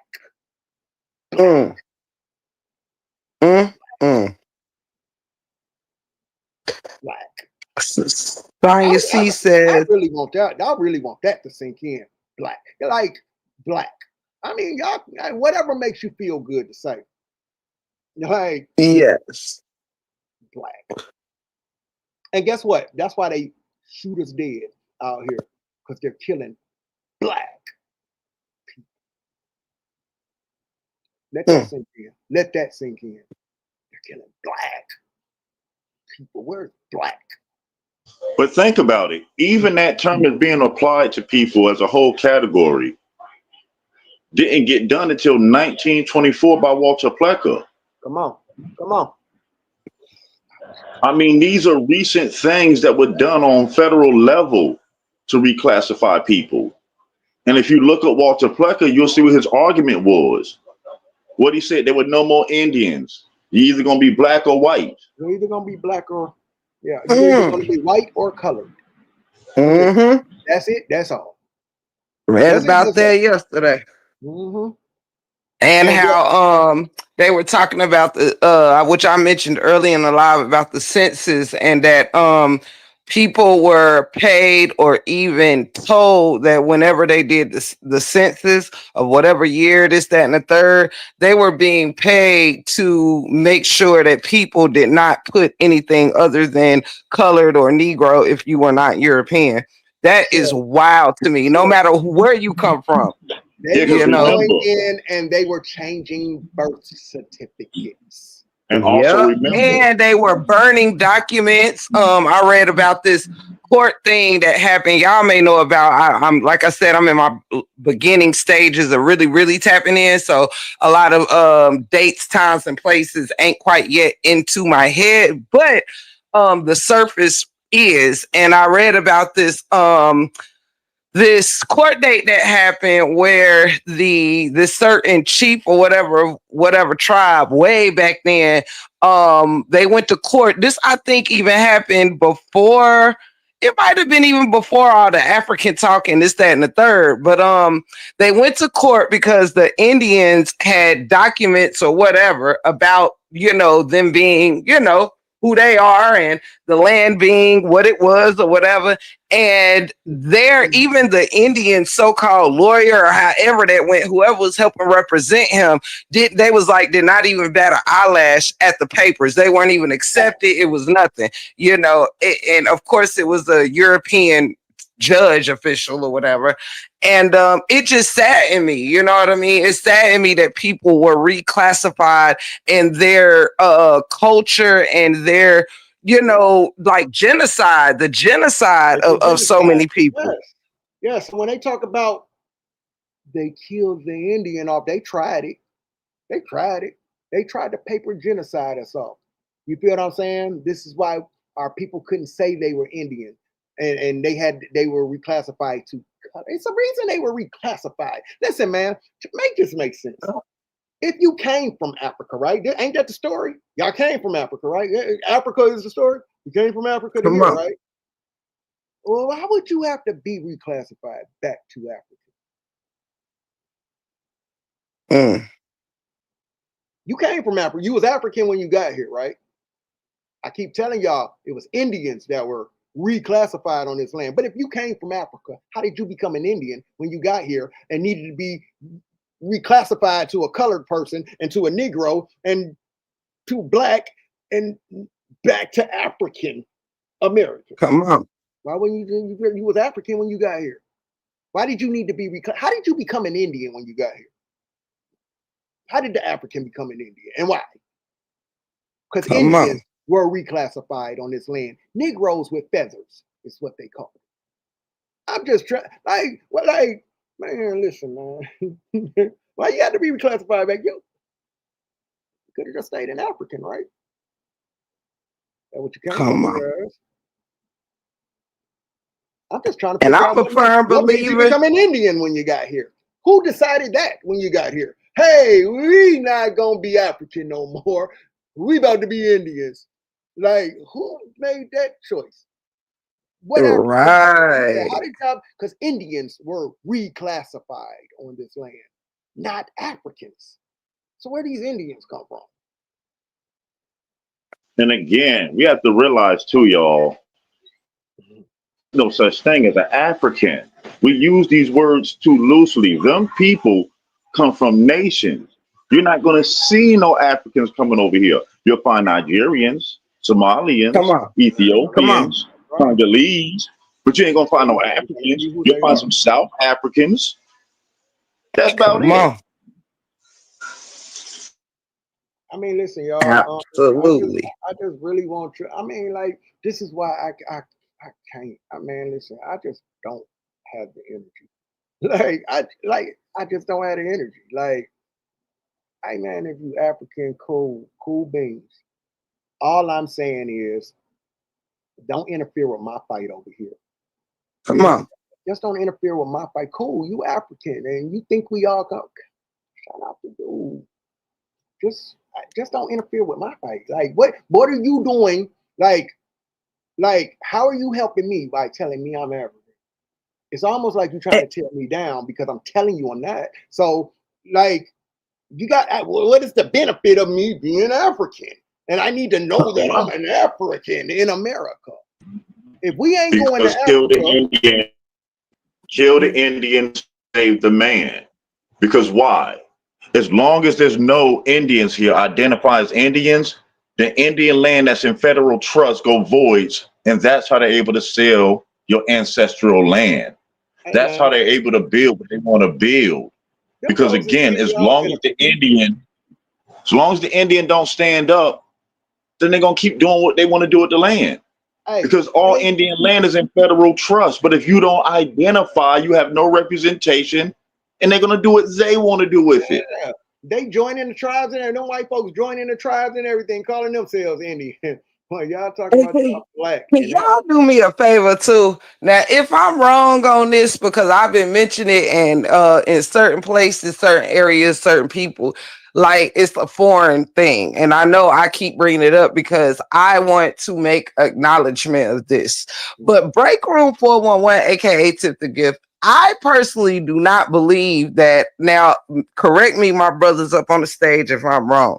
But wouldn't y'all say, can we venture to guess that Africans, if that's what you want to call them, call whatever, those that came from the continents of Africa, would it be safe to say if people did come here from Africa, right? There's two things I have an issue with. Like, one is in history, it doesn't talk about the first slaves being off of a boat at all, actually. And I believe that's where the black, I guess, Seminoles come in to play, maybe. But from my research, the whole purpose of, the black Seminoles blending in, like Brother Callie was over here teaching and telling me about, even on the phone, like what I gathered, right, is when the Europeans came over here, did what they did, whatever, and certain things happened that led everybody really migrating to Florida when they was trying to take over and this, that, and the third. Well, if the Europeans hadn't went overseas grabbing people or whatever yet at that time, and haven't necessarily started like capturing necessarily the Native Americans and things, because this would be, of course, before the Trail of Tears and all of that. Well, wouldn't you consider the Black Seminoles the first official people to be captured, which is why a lot of them fled to the Native Americans in Florida and blended in, and it said they blended in with them?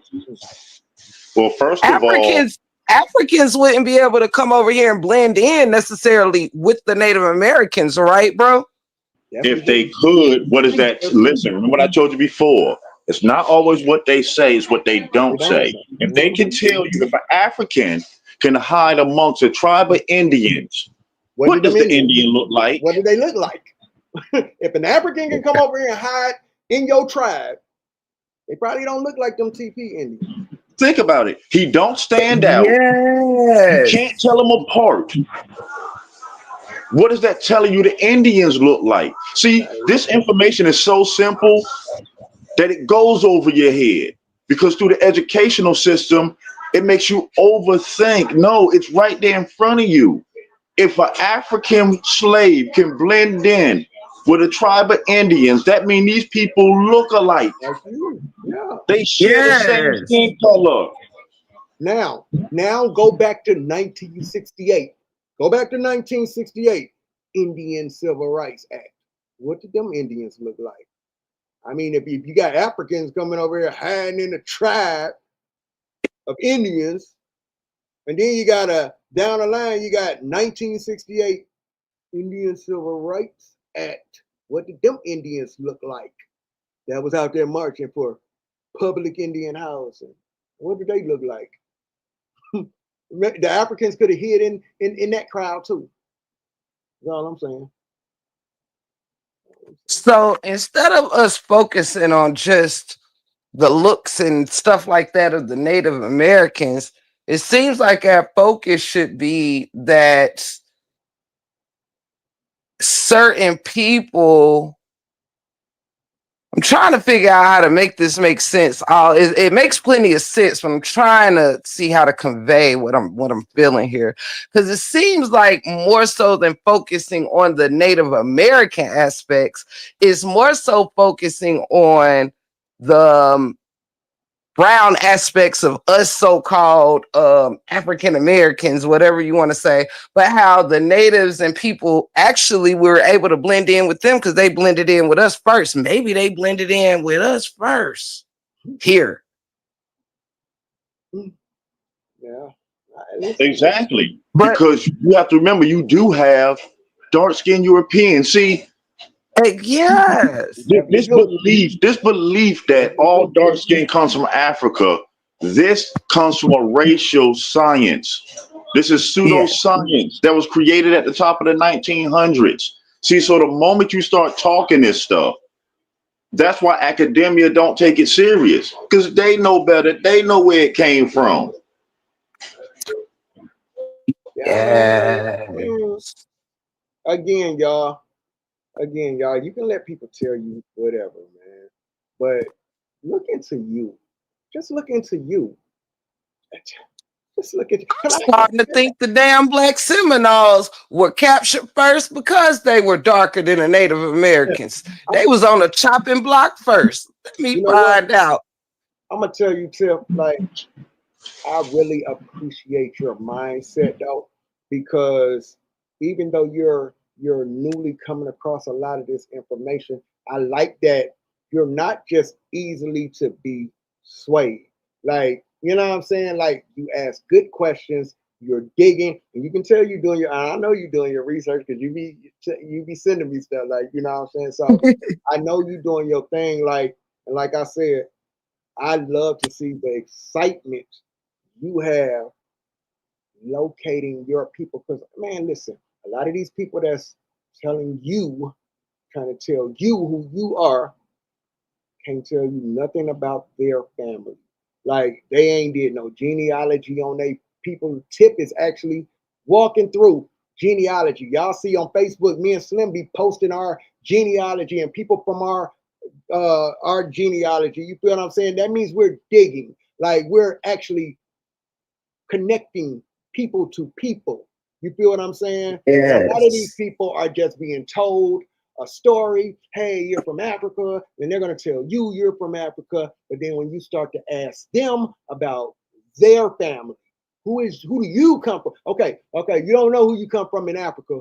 Well, who do you come from here? What slave was it? What plantation were they? What was going on? What ship? Like, yeah, start digging into people. You know, when they want to tell you, I don't care what your books and your agenda bias scholars be writing, you know, and all they like, yeah. Who is you? What's your story? Right. You gentlemen have a question from the chat from Miss Dee, and it says, Callie and panel, what info do you guys have on the straw man info? That's my dude Threads. Well, the straw man info, I can tell you on this, it's not what you think. It was created, and it's a trap. It's a group of KKK members going back to the 1970s that had problems with a lot of the federal rights that our ancestors got. So they created these loopholes and things that really don't work. Went to federal prison and started teaching it to our people through the prison system about this debt redemption, all these codes and all that. I can tell you right now, I can give you the history, the names. Yeah, none of that, none of it works. It's a trap. You know, you see people trying it though, like, you know, it ain't nothing I push. I know I got a homeboy though. He be on it strong. He be on that strong, man. Information strong. You know, he feel how he feel about it. I feel how I feel about it. I got a cousin that he, you know, hey Bones, we in the chat. we was talking about that in the sovereign citizen and all of that stuff too. You know, that stuff. Yeah, that whole movement was created by a church, actually a white church, racist church that created that stuff. They're still online today. All them packets and all that, they all trace back to that. Absolutely. Yeah, I'm gonna tell Mentors. y'all, like, I don't know enough about it for me to, like, what I be trying to tell people is this. Our people are visual people, right? So if you're gonna push this information and you're gonna try to tell our people, this is what you need to do. You need to do this, like this and that. Well, you have to show us that it worked. Like, how did it work? Like, what do we need to do? Like, show us that it did work. Like, whoa, oh, okay. Like, you have to show us. Like, you can't just tell us, like, man, niggas gonna be like, man, I ain't going to jail behind that paperwork, man. I ain't finna go, like, you know, when you out here telling us, yeah, you ain't gotta have a license. You're not driving, you're traveling, and all that. Yeah, man. Yeah, show us it works like consistently. Yes. No, I ain't driving. I'm traveling. I have the right to try. Yeah, all that, man. Yeah, man. I don't know enough about Yeah, it. if anybody want to know the real history on it, you get some spare time, just look up the redemption movement. That's what it's called. Yep. It's called the redemption movement, and you'll see that they created this. They And locked then up when it didn't still, work ain't for they? them, They yeah, still locked up, right? a lot of them still locked up, but they're making money off of selling these packets to our people. Packages. Yep. This is how they made money for years. When you come to find out that these dudes in prison been eating off the black community off this faulty paperwork for years now, laughing at you. Again, just look up the redemption movement. Everything, the names, man, it's just sickening what these people did. I'm just telling y'all. All I'm telling y'all is I don't have enough information on it for me to feed it to you like as something to go forward with. Like I know some people who deal with the straw man thing and all that. Like I don't know enough on it. That I'm not gonna push it to you. I mean, I'm not gonna push it to you. Cause let me tell y'all this. I remember when I first met Bones. He was in the process of helping somebody get out of some legal situation behind them little packages. Yeah. Yeah, I spent years helping people get out of that mess. I mean, to where people had their doors kicked in, federal charges on them. It gets bad. I don't know enough about it, like to even really go in on it. I'm just telling you, That's why I say I've seen some again, bad things. Like to each your own. If you want to know where it comes from, just look up the redemption movement. You can just do a Google search and you'll see the names and you'll see it came from out of a racist KKK church. And then once they went to federal prison, they started teaching it to our people and making a profit off of it while we getting jammed up. now, another thing before we wrap up or whatever, I want y'all to also pay attention to, right? Man, as much as y'all hate Trump, as much as y'all be hating on Trump, y'all better pay attention to that man. Like that man know who y'all are. He know who we are. Like he be trying to tell y'all. Like he knows you're the people of the land. You feel what I'm saying? But y'all hate the man so much. But I want y'all to pay attention and start looking at some of these. Remember, Bones told y'all these tribes y'all are seeing now are not the original tribes of us, right? This is government. These little federal government, like. So what I'm trying to tell y'all is, notice how a lot of our people are starting to get their tribes federally recognized again. Like they're being recognized by the government again. And they look like us. People look like them Indians look like us. Go look up Chief Warhorse. See what Chief Warhorse look like. And again, she's recognized by the government down in New Orleans. And all it takes is doing your genealogy, because the more of you who do your genealogy, then you start finding out what tribes you come from. Then you start uniting. Now you have a voice, and that's why you have to get recognized. But if you don't know who you are, we all scattered out, right, you're never going to get recognized. And then it allows someone else that has ties to your family that don't look like the rest of your family. It allows them to bring the tribe back because you're not doing your due diligence. Come on. Yeah. Come on. And that's why, and again, now do y'all understand? Now, is it making sense now? When I'm saying, hey man, listen, we got to fight on this land. We actually have a fight here. I don't have no fight in Africa. If you got a fight in Africa, shout out to you. But me being an African in America, I don't have no fight being an African.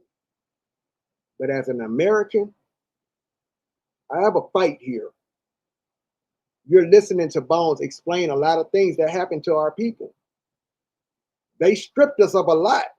They stripped our people, and this is why I'm saying it's important for our children coming behind us to not be paper genocide out. Why is everybody else's oral history okay?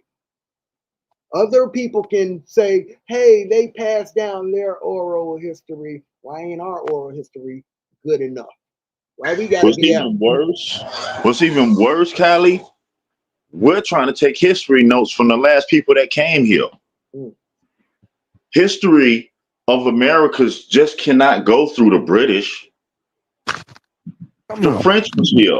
They have archives of what they done and what they came across. The Spanish was here and have archives of what they did and what they came across. Start looking at other, like when you want to learn, like, yeah, start looking at archives outside of America. See what was going on in other places. Like when y'all want to look up, these slavery stories and stuff, go look at other countries' archives and see how they're telling the story and see if it's looking like what they fed you here in America. But this is why you have to do this, because again, school brainwashed us to make us believe how America looks today is how it looked back then. No, y'all. America back then was 13 measly colonies. You had France and Spain ruling other territories. So you have to go in there, like if Louisiana, when you get into that history, once you go so far back, you have to get into the French records because that's French territory. That's just like if you're in Florida in the 1700s. You can't get no European history about Florida at that time. You got to go through the Spanish to get it. Yep, absolutely. Yeah, man. Like I just want our people to, and this is why we have the docu-series called Our Story, right? Because for so long he fed us his story, right? You know, it's his story, you know, and come on. This is what I'm telling y'all, like people are inserting themselves into your story. Hey man, has anybody ever had identity theft before? Have you ever had to deal with identity theft before? Well, I'm telling y'all, a lot of us are dealing with identity theft right now on our land. While you're calling yourself Black and African and this and that and da-da-da, you got these white folks adding themselves into these little civilized tribes, taking your benefits and paying themselves back. The stuff they owe you.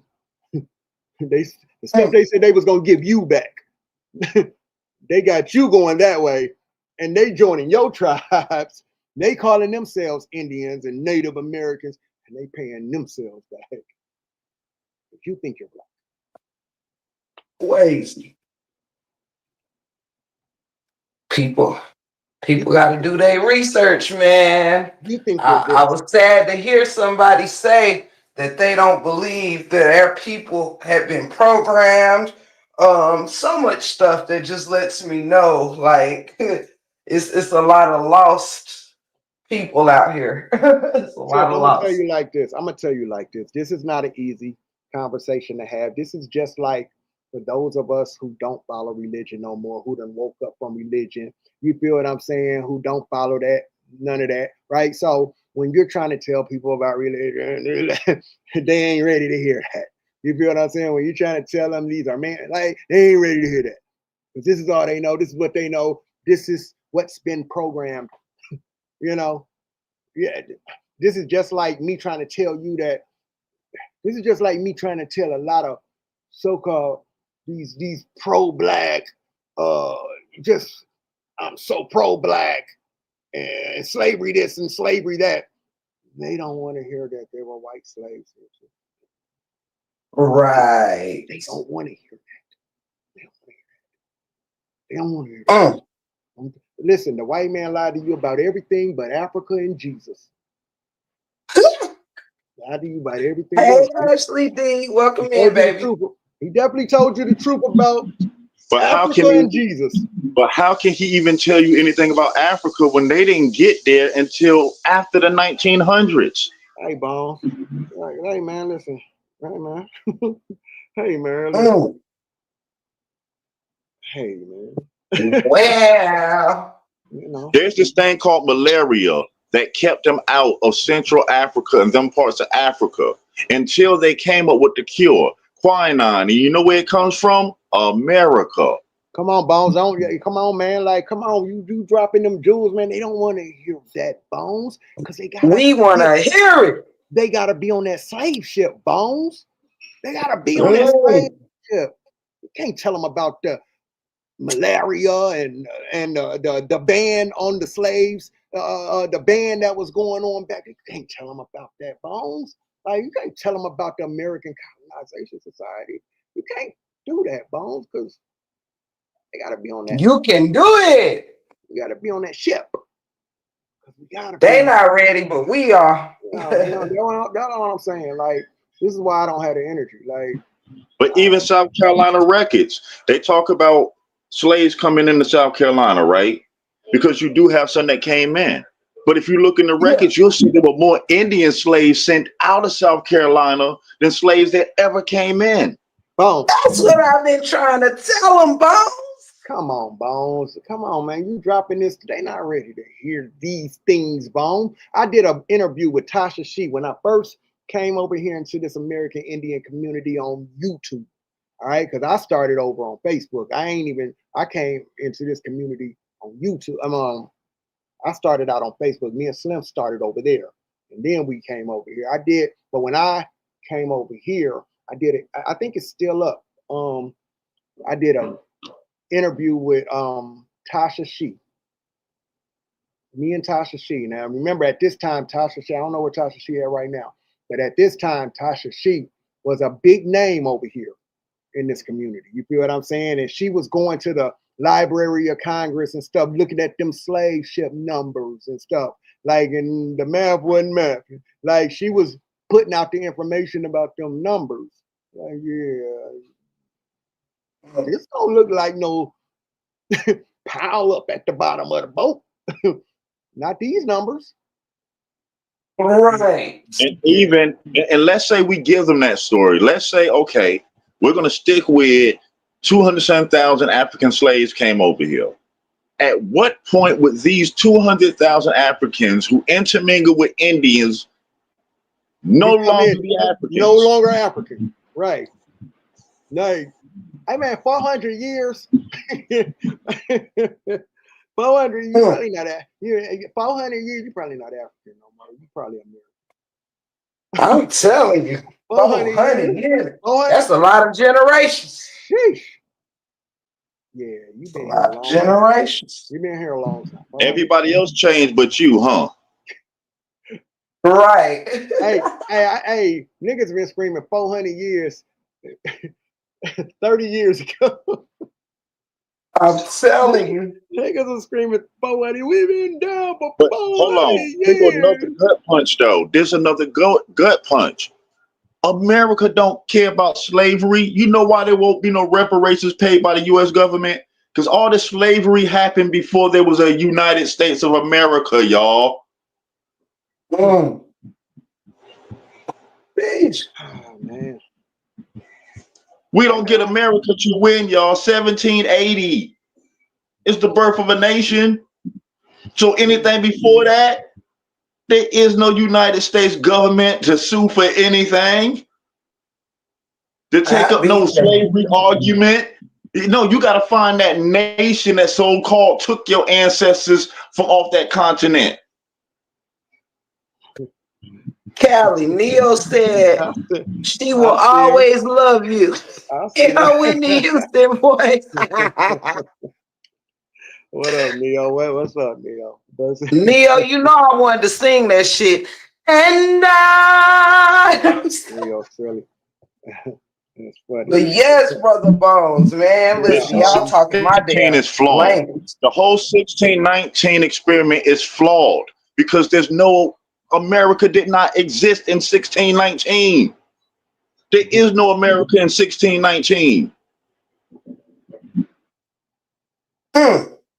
So how can America be responsible for anybody being bought over here if you want to run with that story? There is no America. Hey, you barely got colonies in 1619. Come on, y'all. We can't be stupid our whole life. Hey, Bones, before we wrap up, right? Before we wrap this up, okay?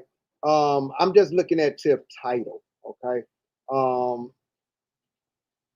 I don't know if can you basically touch on the title eugenics? Just kind of run down what we were dealing with the eugenics. Just because it's in the title, and we definitely dealt with that with the reclassification, Walter Plecker, the paper genocide, all of that. But just kind of give us a rundown on what was going on with the eugenics. You know what I'm saying? Yeah, basically, eugenics was created. Eugenics was created for them to find their place, and when that didn't work, it was used to break you down. It was used to reclassify you. It was used to lock you out of things. I mean, even look up the history of eugenics. It's all there in black and white. See, the thing is, they don't hide anything. They just got your brain so far gone that you'll never even try to look for anything. Yeah, listen, man. Listen, they did a lot. They did a lot. They did a lot. And what we have to do, man, is you have to dig into your story. You have to find out how you fit into this narrative of this land, if you even fit into this narrative. Okay. Again, we got work to do for our youth that's coming behind us. Because I'm gonna tell y'all this. What happens in that school system when you've been teaching your children who they are and showing them their genealogy, taking them to their landmarks of their family? You're giving them their history. No, this is my family. This is what was going on over here. And then they try to pull this stuff in the school system, right? And them children stand up and say, yeah, I don't know what y'all talking about with that. That ain't us. That ain't us. So when the children starts to speak up and say, yeah, what's that? Them ain't my people. They're going to have to get rid of that stuff. They're going to have to get rid of it. You feel what I'm saying? Because these children this is why it's important for you to dig into your story. You feel what I'm saying? Your story, because your story might not be mine, and mine might not be yours. We may have some similarities, but hey, that's just about it. Tia people from Mississippi over there in the Mississippi's. My people was right next door in Alabama. We got some similarities in our story, but she got some Africans, and I ain't came up on no Africans. You see what I'm saying? Right. Dig into your story. At the end of the day, it's your story. Yep. It's your story. But it has to be. And I ain't no friend. This genealogy thing, it has also, I've been looking into it due to medical reasons or whatever. I've actually been able to pull up so many death certificates, birth certificates, marriage certificates, and seeing what all my ancestors passed away from. Hey. If there's court, And Tip, guess what you can't do? You can't do that with ancestry DNA kit tests. Truth. Nope. True. You can't go pull up no medical records from them ancestry DNA kit tests that tell you 32% this. You put in a medical funny about that, Callie? Even when you take the ancestral DNA kit test, you know what it's gonna have you do? A genealogy tree still. Yeah, it's still going. Yup. Because DNA only works with living people. See, this is the flawed problem with ancestral DNA.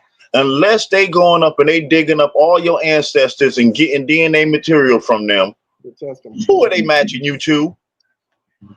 Mm-hmm. Exactly. Who are they matching you to? And they'd be like, oh, a common genome. No. If you use DNA for a crime, it's going to take you to a suspect. If you use DNA to find paternity, it's going to take you to a living human being. So the same thing. is supposed to take you to living human beings. That's why they don't show you a person. They tell you 80% this, 60% this. But if it's so accurate, why you can't use that ancestral DNA to get no citizenship to name one of them places where you got 80% anything on? The people gonna laugh at you. Come on, boss. You better get in line and buy a visa like everybody else. That's a good ass point. Oh, that's 79%. You sub-Saharan. Oh man, good point, bro. Where's the sub-Saharan African embassy? Right. You can't even go get no citizenship with that little 39%. I'm done. Nah, Wabi. That is a fact, bro. That old 58% Wakanda. You can't even. Oh man, that was a good point, though, bro. Like you can't even go get no citizenship with that shit. With that, man. Like, And for those down in the chat, the purpose of me putting that title about eugenics and reclassification is just because I feel like eugenics is it's something that's used often towards people who, you know, if your mind ain't strong, if you are easily manipulated, if you easily to go along and get along whatever you're told, then the use of eugenics comes real easy. You know what I'm saying?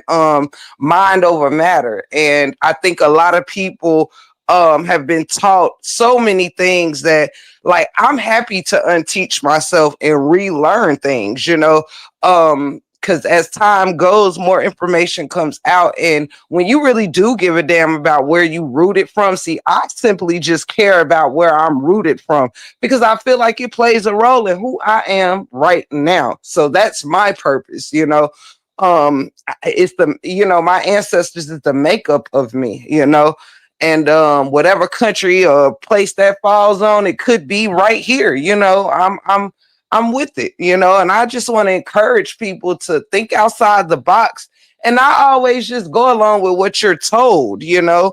And sometimes people don't know more than what they're told, so not even your mothers and fathers can always correct history. Sometimes, you know, you have to correct it. So that's what I'm doing.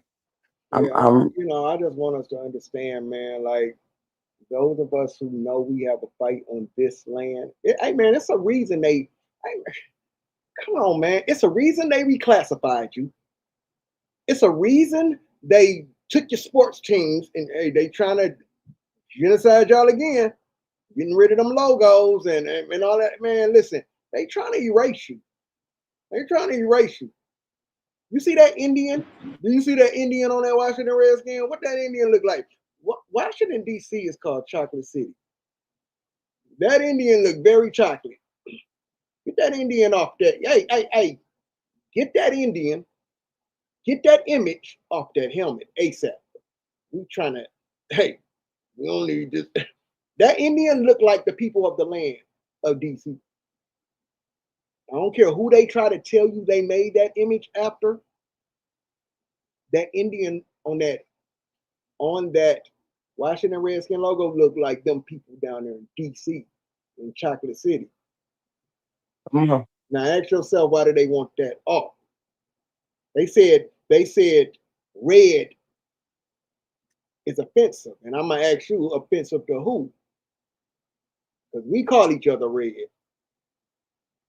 Red bone, little red, sexy red, shawty red, red fox. Offensive to who? Exactly. It ain't offensive to us. So why they want to get rid of that image? Yeah. Look what that image look like. Hey man, ain't no native. I'm from Cleveland. I ain't got no Native Americans running around there, you know, strong presence in Cleveland. I'm from Cleveland. Why y'all trying to get rid of our Cleveland Indian logo? They're trying to, yeah, man, y'all. Come through with the come through. You don't know who you are. They finna paper genocide y'all again. You have a fight on this land if you care. If you care. And the fight ain't over. And also remember this. They told you that these Indian schools took these Indian children, taught them European ways. Then they sent these children. Some of them went back to the communities and some went into politics. I wonder where these people are today. Come on. Just like during the Trail of Tears, they let you know everybody did not go. So what happened to the Indians that stayed? Facts. Where they at today? Where are their descendants today? All these Indians in the South that did not go, that became automatic state citizens, where are their descendants today? Yep. Where are they?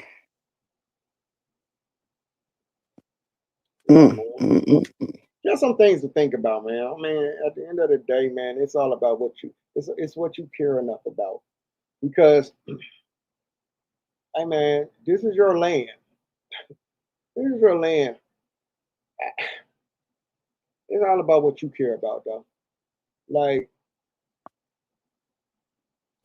the And I conditions think you're it's in. important because of those that's Yeah, coming from behind us. Like we don't know what the world exactly. gonna bring. The You know, it's conditions bigger you're than us. dealing with on this land. You don't know who you are on this land. And also, a lot of us, we have to be honest. We are the generation that are responsible for this mess. Because, see, once you study history, you realize our great grandparents don't know what a schoolhouse looked like, y'all.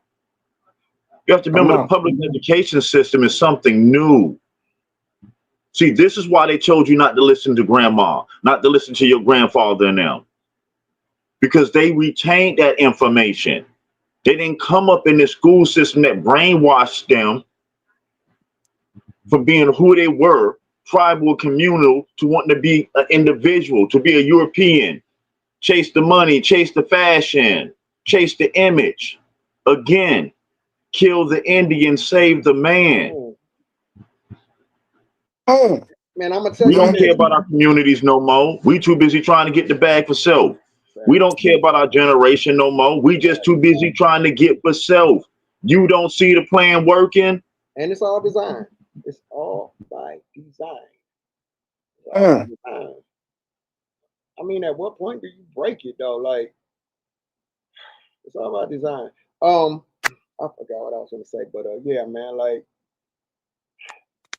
this is your land, man. Like this Some your people home. run from the teachings of their own people and would rather hear the lies of someone that doesn't share their history, their pain, their story. You know what I'm saying? I realized that a lot with the so-called African American people. You know what I'm saying? They feel more comfortable listening to their, those that are part of the oppression. You know what I'm saying? Like you rather go off the word of someone that took your language, took your family, and did all this stuff than and it's pushing a certain agenda for you. Like they're pushing other, like man, like I'm with you, bro. Yeah, man, I'd be like, all right. I am with you all the way. The more you know, the more you grow. Yes, Cali, Red, my dad native. They called him Red Cap. Yeah. Oh. Yeah, that ain't offensive to us. So right, now when you go look and see who was complaining, it wasn't even the Native Americans complaining, y'all. Nope. Guess who it was? Them white folks. That's calling themselves chiefs and Cherokees and all that. Yeah, that's who was complaining. It wasn't even the Native Americans. Because guess what? Even the Native Americans came out and stood with us on that shit. They said, man, put that logo back on that helmet. even the Native Americans came out and said, that ain't us complaining. Right. It's the white folks. It's the white folks that's in their little tribes. Because they're trying to erase you. But that's why I say again, if you look at the U.S. Census, it gives you a better picture. Because at one time, before they created certain categories, Irish were considered Negroes. Ooh. Before they created the Chinese category, before they put Chinese on the U.S. Census, what was they categorirized? As Negroes. Because it was only white and it was only the two categories. Anything, anybody. Because remember, these people were not considered white at this time. Absolutely. So what are they labeled as on the U.S. Census at this time?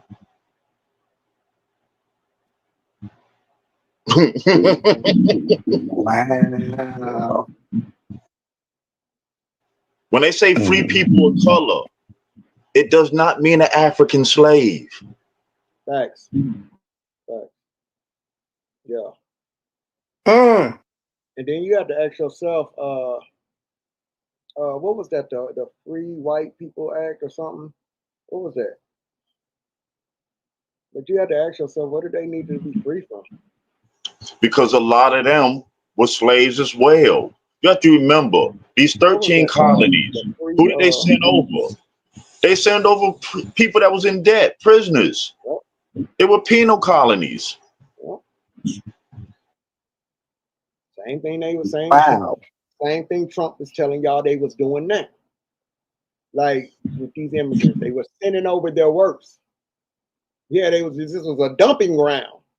They was dumping them. That's why they was trying to get over that border. Wow. Same thing they did back then. When people came over here, and yes, they were slaves on this land. Because a lot of that European takes Central away history. from your story, though. If you have to share the slave story with the white folks.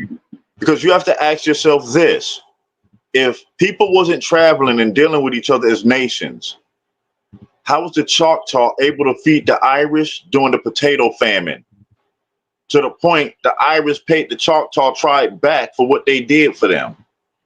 This is documented federal history. Come on.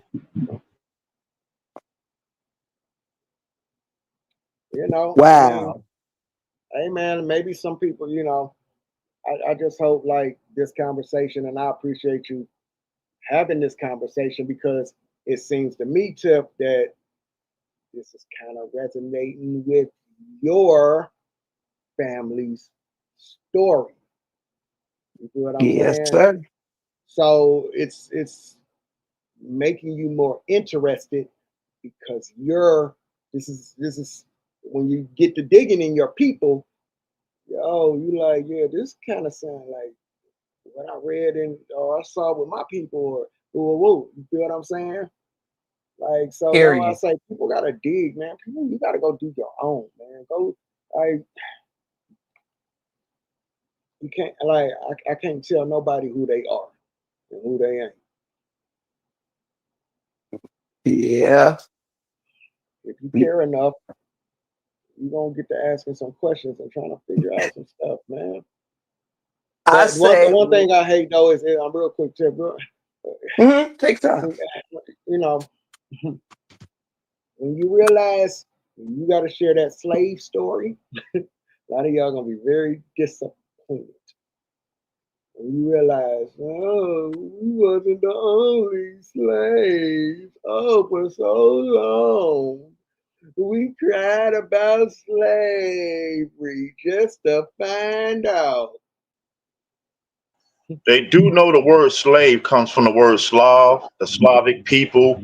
The first sets that were brought over to the Americas as slaves, that's where you get the word from. Like, this is what I'm saying. People don't want to dig into that because it takes you away from being the victim. It takes you away. You're not the victim anymore. You're not the entitled one. Oh, slavery, slavery. Now ask yourself why they beat that story upside your head. Because now you just always feel defeated and you never take the time out to find out for yourself what happened. Yep. We white folks ain't running around here talking about their ancestors was over here as no slaves. I just At hate all. that. Like, I hate that for our people, though.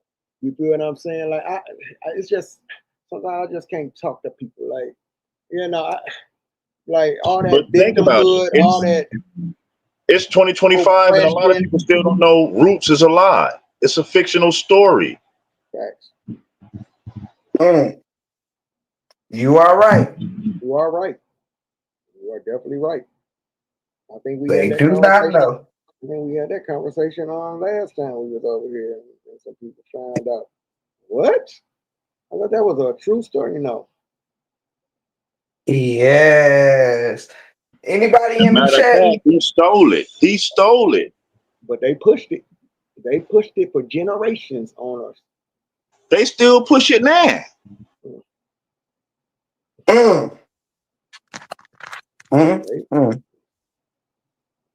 Gotta stop being so accepting of what's being depicted from people who ain't took the journey with us. And then, if you look at that story, he says this was supposed to have been his lineage. Okay, that was a lie. He stole that from Harold Miner. Yeah, a lie. the dude name it came from was Harold Miner, and the original story is called The African. The African. It's a European dude who wrote a white European dude who wrote the story, and Alex Haley plagiarized it from him. Lost in court. Had to pay that man $65,000 for plagiarizing that man's story. He fed it to us, fed it to our people, and we jumped in this man's family from Africa. We jumped in there. You feel what I'm saying? That man said this is supposed to be his lineage. If you read the title on the book, it says An American Family Saga or something like that. Wow. That's what it say on the book. It don't say African. It don't say an African saga. It says an American family saga. Oh, things people don't pay attention to. Yeah, man. That's wild. Hopefully this, pushes somebody to, even if it's just one person, to kind of, look a little deeper than. Well, I'm this person because, baby, this thing, I'm so interested. I'm just with it. I'm with learning more about our history, where we come from, and the journey our people took. And for those of y'all in the chat who's been enjoying this show, like, I really, really hope to get Brother Bones and Brother Cali back up here whenever their time permits to bring more knowledge. I even want Brother Cali to come back and talk more about some things about Trump that he had brought to my attention that I had paid no attention to after, I have been judging that man and realizing that the worst of him that made me judge everything about him was the simple fact that he was an asshole. And I made the fact that he was an asshole mean that but I made it more than just, oh, you're an asshole. Because you're an asshole, I took it as, well, you don't like people like us. And it was just crazy. Even though Trump has talked crap about shit, damn near plenty of races. Everybody. Hold on, it shows you the power of media. Because if we flash back to the 90s, Trump was a main staple in our culture. Go back and look at the videos in the 90s. Go back and listen to the songs. So when did this man become a racist? When the media told you that's what he was? We gotta wait. Right. Yes. I mean, is he an asshole? Yeah. I mean, well, he ain't just an asshole to us. The media told exactly. The media. I did a whole live where I showed you the media twisting his words, lying on him. Like, and then I'll show you the real clip. They'll take this part, twist his words, and won't show you the rest of the like. But hey, man, listen, hey, I don't be having time, man. Like at some point, man, like I don't be having time. Like y'all, like people. You can show people. You can show some people. I mean, I even showed him the gays that was like, yeah, like we messing with him, like, and what I wanted people to stop and ask themselves is, okay, you hate him. Okay, we heard it. We heard you hate him. Okay, he's a racist. He's a racist. And he's a horrible racist to me. He's garbage at being a racist. He's horrible. He probably should stop trying to be a racist because he's terrible at it. If you pay attention, But if you listen to the media, they told you he's a racist. But anyway, I've shown people, like, I put videos together to just show you, like, man, listen, they lying on this man. Like, you're lying on him. Like, the media is lying. Like, they're twisting everything. They're not going to show you nothing good about this man. It's always going to. Like, and I just don't like to argue with people, man. Like, okay, you hate him. You hate him. It don't matter what that. Do y'all know y'all left $500 billion platinum plan on the table because the media told y'all that? Like, do y'all know, like, man, do y'all know he did that? He overturned that First Step Act and it brought a lot of our people home, and y'all went right back and voted for Joe Biden, the man that locked all our people up. Like that. I said, all right, man. Like, yeah. It's wild. I mean, do they even know our ancestors' original party? Do they even know the history of the parties? Right. They know nothing. Man, listen. And then for you to say he's so racist, and then I show you a bunch of things he's done for. When he told Sweden, y'all better get that Negro back over here to America. We going to war behind that Negro right there. He's garbage. He's garbage at being a racist. He told them we're going to go to war behind that Negro if y'all don't get him back over here. That's the power of the media again, because they got people worried about federal policy that's not going to affect nothing in your day-to-day life, where your energy should be on local policies. Who's your local mayor? Who's your governor? Who's your sitting commissioners? That's where our focus needs to be, locally, where power is. Because on a federal level, all policies Trump doing is only on a federal level. You live in a state that has its own policies, that has its own municipalities. And he's turning a lot of things back over. He's turning things back over to your state. Like, so you need to be figuring out what's going on where you live, because he's turning things back over. Y'all mad? Like, y'all mad because he's clearing out the FBI and the CIA and all that. Like, he's like, I said, God, okay. Like, we just gonna agree to disagree, man. Like, when I see my folks going in, that's where I'd be like, yeah, I'll come back. I'll step back. It's the same way when I hear all the praying and stuff starting, and then the Jesus there, I'll be like, I'll be back. Hold on. I'll be back. But it's the power of media again, right? You had all these people tell you how he was so bad, how America was going to burn, it was going to be a war. Since he got reelected, any of these people left America yet? I'll wait. We were supposed to went back in slavery when he got. No, what I'm saying is, all these other leaders that was in Congress, did they resign and leave Congress because he won? Did any one of these senators or elected officials step down because he won? Right. It's nothing but politics. Y'all gonna be we gonna be back in slavery when Trump did. Well, why he ain't put you in slavery when he was in there the first time? He had a whole 4 years to put you in. Like, y'all be shit.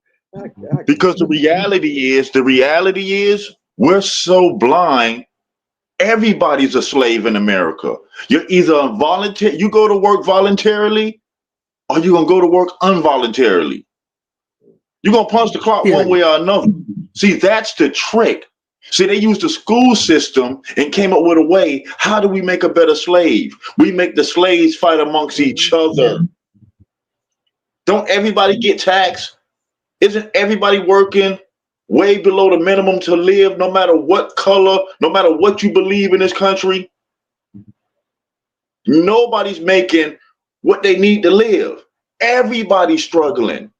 They just gave you scapegoats because you don't see why we struggling. It's all Yep. man-made and made up. Race did not exist before 1900s. They cooked this stuff up to make a better worker. Come on, Bones. Come on, Bones. Because now the more you work, the more they tax you. Remember, the government does not make money. They get it from you. Taxation. Now, this is where it gets deep. There's no taxation without representation. But if they got all of us representing as different things, we're never a big enough group to get anything to change. Now you see why I'm saying we fight on this land. Like we actually have to fight. Me being African does not help my fight here. Like it doesn't help my fight on this land. So you can try to tell me how African I am and how you think everybody's African. Like it don't help me here. But when we start to recognize who we come from right here on the land and what was taken from your own people, right here, didn't Bone say everybody didn't go?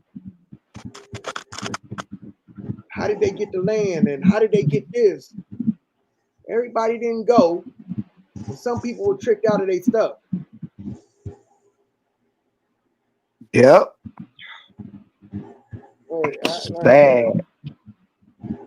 The fight is certainly here.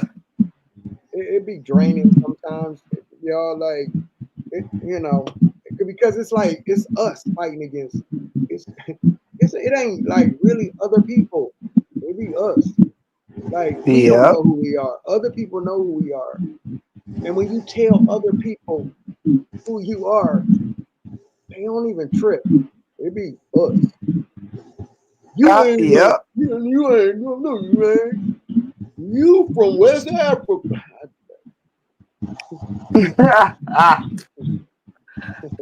I've never been there. Like it's like that's kind of where I'm at. That's kind of where I'm at with all of this. But if y'all pay attention, right? If you pay attention to what's going on around us, you don't even hear people really talking that Africa stuff no more because people are waking up. Now, I got a simple question though. This is for everybody to just think about this. They want you to buy into this slavery story so badly, right? So why there has not been not one African nation that sued anybody over it yet? Over you. Nor are they coming to look for you. Why they no come and claim the people? Why they ain't protesting about y'all over there? You trying to tell me them folks wouldn't want LeBron James, how much he worth? Right. All these superstars and celebrities, not one of these nations put in a claim yet. Come on, man. They ain't making no noise about y'all over there. But y'all going out y'all way. And the crazy part is this. When y'all do all this, I'm going home. I'm going to see my people. I'm moving over there to be with my people. Y'all get over here. Y'all always end up right back over here. Because when you get over there, they don't look at you like their people. Right. You end up right back over here. But if that's your home, why do you need a visa? Hey, you saw the hey, if that's your I was about to get deep for a second. If that's your home, you know how y'all ain't see the African one of them little African presidents over there said, hey Trump, hey, you sending our people back to Africa. Hey, well, get your Americans up out of here too. We sending 500 of these Americans back too. Go get a visa, right? And then when you go look up and see who she's sending back. Hey, she look at y'all like, hey, it's only 1.8% of white Africans over there. So only 1.8% is Trump people. Who's the rest of them so-called Africans that she's sending back over here? Why y'all just don't tell her y'all African? Just tell her y'all, hey, I'm supposed to be. Because they not, because they about to pull them visas. Like I'm saying, she don't again, look at you like you're African either. She said, get y'all asses out of here. what embassy on that continent that you can go for protection? That lady said, get out of here. Period. Because the last I checked, you can go to any American embassy and get protection in a foreign country. You can't run in no African embassy and get nothing. She said, Trump, get your little 1.8 up out of here and get these these brown American Africans out of here. Well, we I'm African. No, done. you are not African.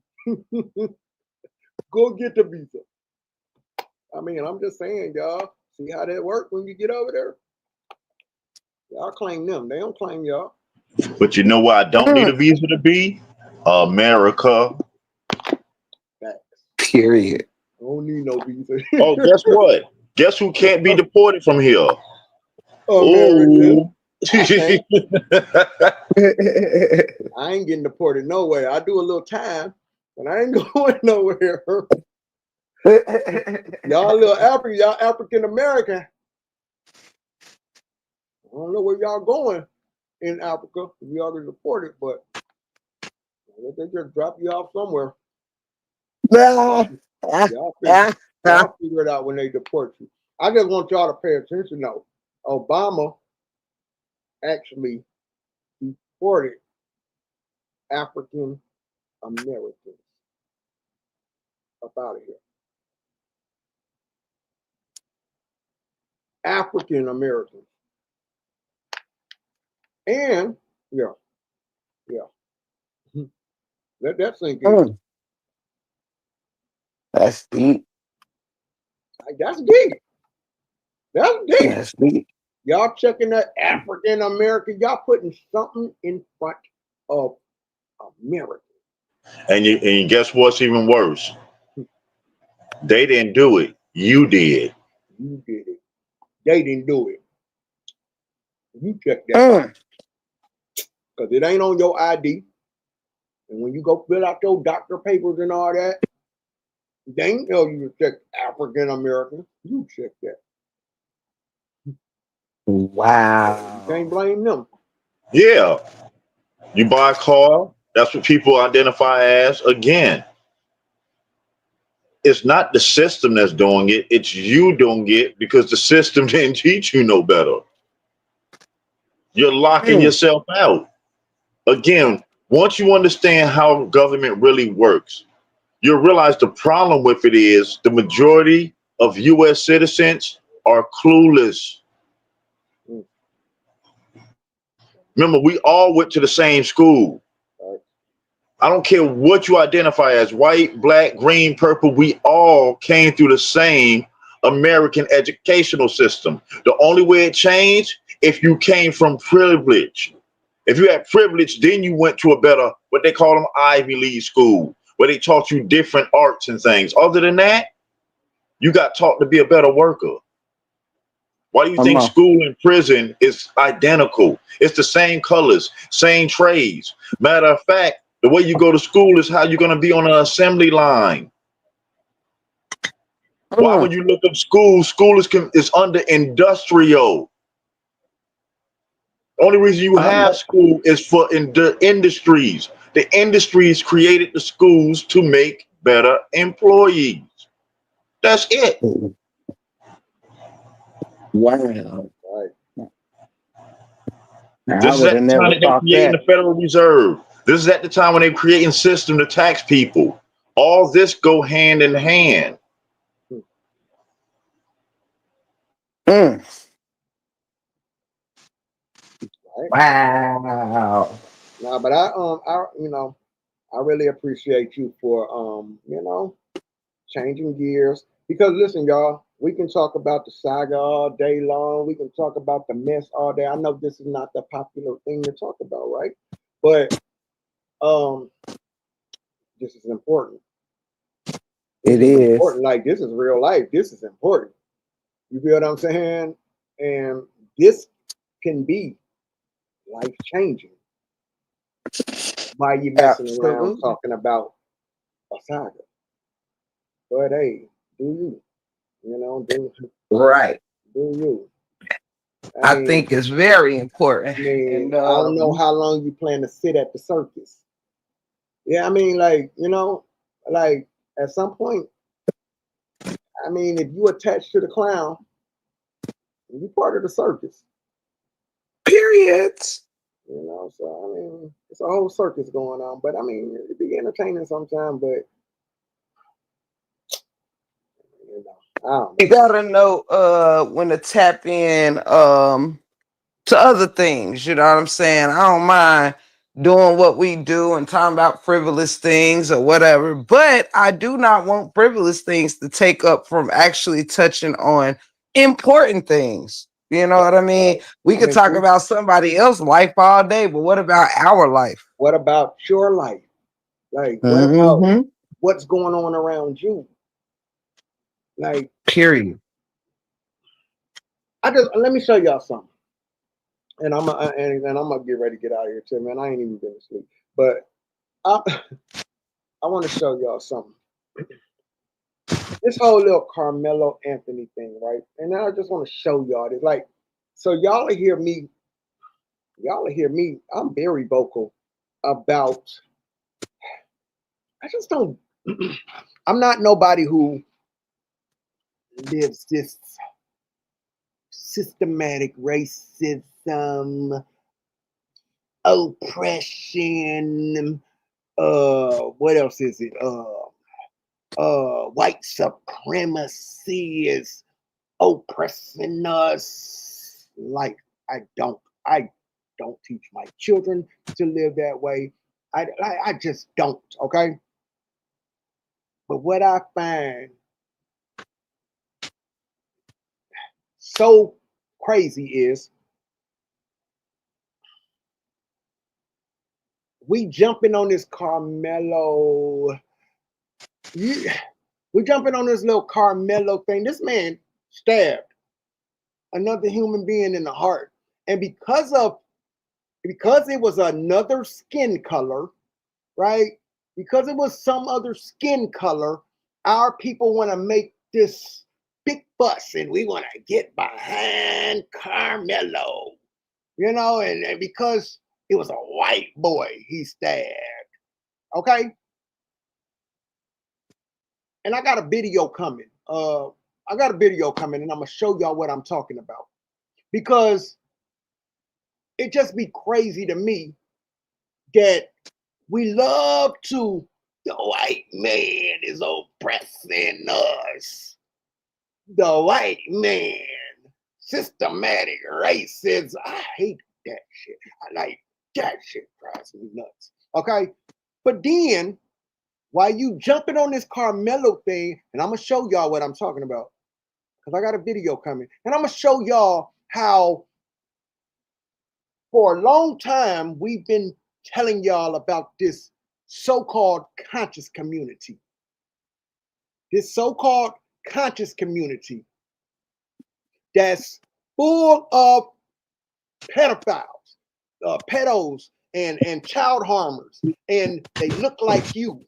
They look just like you. But guess what y'all do? Y'all don't make no noise about that. Y'all don't make no noise. And guess what?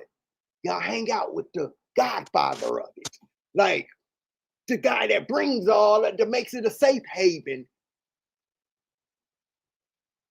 It's a safe haven over there for child harmers. So much so, right? So much so, right? That our children have been being harmed for so long to the fact that they made coats, my nigga. Like coats. How long does it take to make a coat? A coat. Dr. York made a whole coat down here in Atlanta. Compound full of people, and y'all were hand delivering our children, our babies, our women to a nigga that look like us. Nobody was saying nothing. Oh, it wasn't no outrage. But soon as it's something involved, oh, white man. Oh, we gotta give her. Like, that drives me nuts. Because we love to blame the white man for oppressing us. But then when Negroes are sitting right here, harming your children, you got a whole man in Dr. Umar telling y'all he want to open up a school for your children. Yet at the same time, he's shouting out, Dr. York, shout out to you, elder. Dr. York, hold your head. You're coming home. So nigga, what you talking about? That nigga got 137 years under the jail, nigga, for what he did to our babies and our children. And you niggas is I hate this. Like, I hate this for us. Listen, I live for Oops, humanity. I'm sorry. I'm sorry. Hey, Callie, Miss Dee said, did you see the GoFundMe and the donations and the way the family is spending the donations, which is not for his legal fund? And look at our people still riding. Nobody like still riding. Oh, we gotta ride with him. It's them emotions. It's emotion. Again, because it's that emotional programming. It's called trauma programming. You understand? And it's to the point we do it to ourselves. Exactly. What we choose to listen to, what we let entertain us. The father of learning is repetition. How do we learn our ABCs and 1, 2, 3s? By doing it over and over and over. Yeah. By using these digital devices, we done desensitize ourselves from things that we should care about. I just hate this for us, because when it's us hurting us, nobody wants to say nothing. There's no outrage, no nothing, right? But because it was a white boy, or because a white officer came in here and he put his knee on your neck, like, now we want this outrage. Yet I showed y'all. I took the time out to show y'all, like, nigga, there's a whole pedophile ring over here that y'all be hanging out at. It's a whole pedo ring right here online. And y'all cool with that. Like, I mean, to the point people are creating cults. It takes time to create a cult.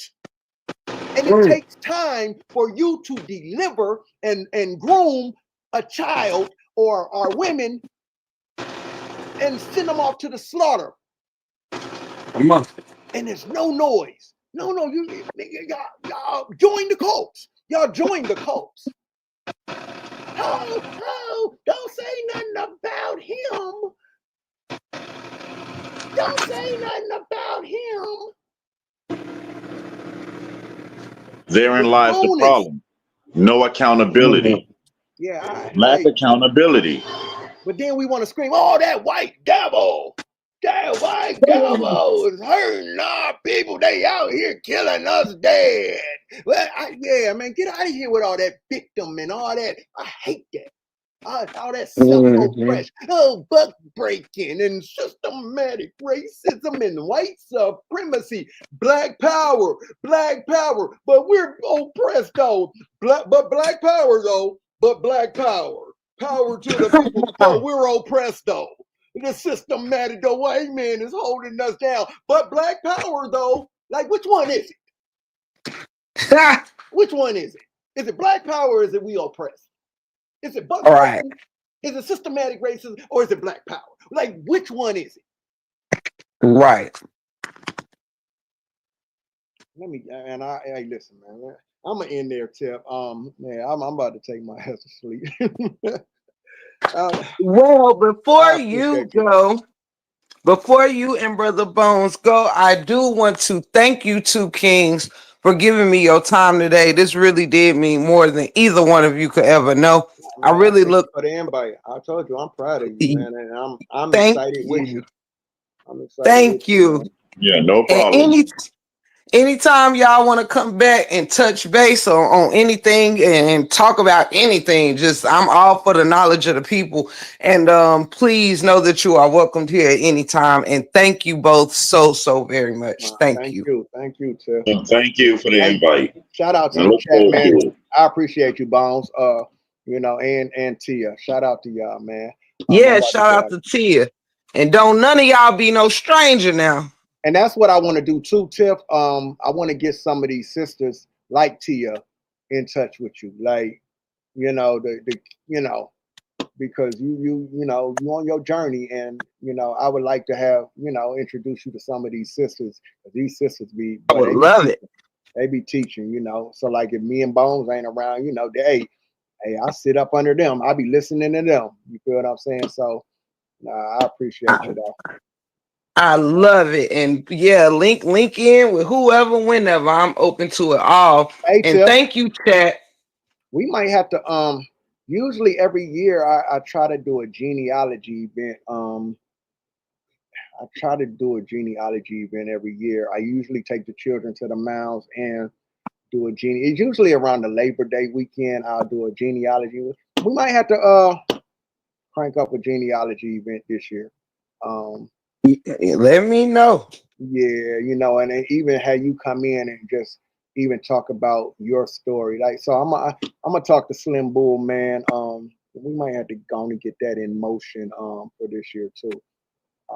Let me know any way I can help. You might really be inspiring people right now to start their journey. You feel what I'm saying? So, and I'm glad you said that, Callie, about because think about it.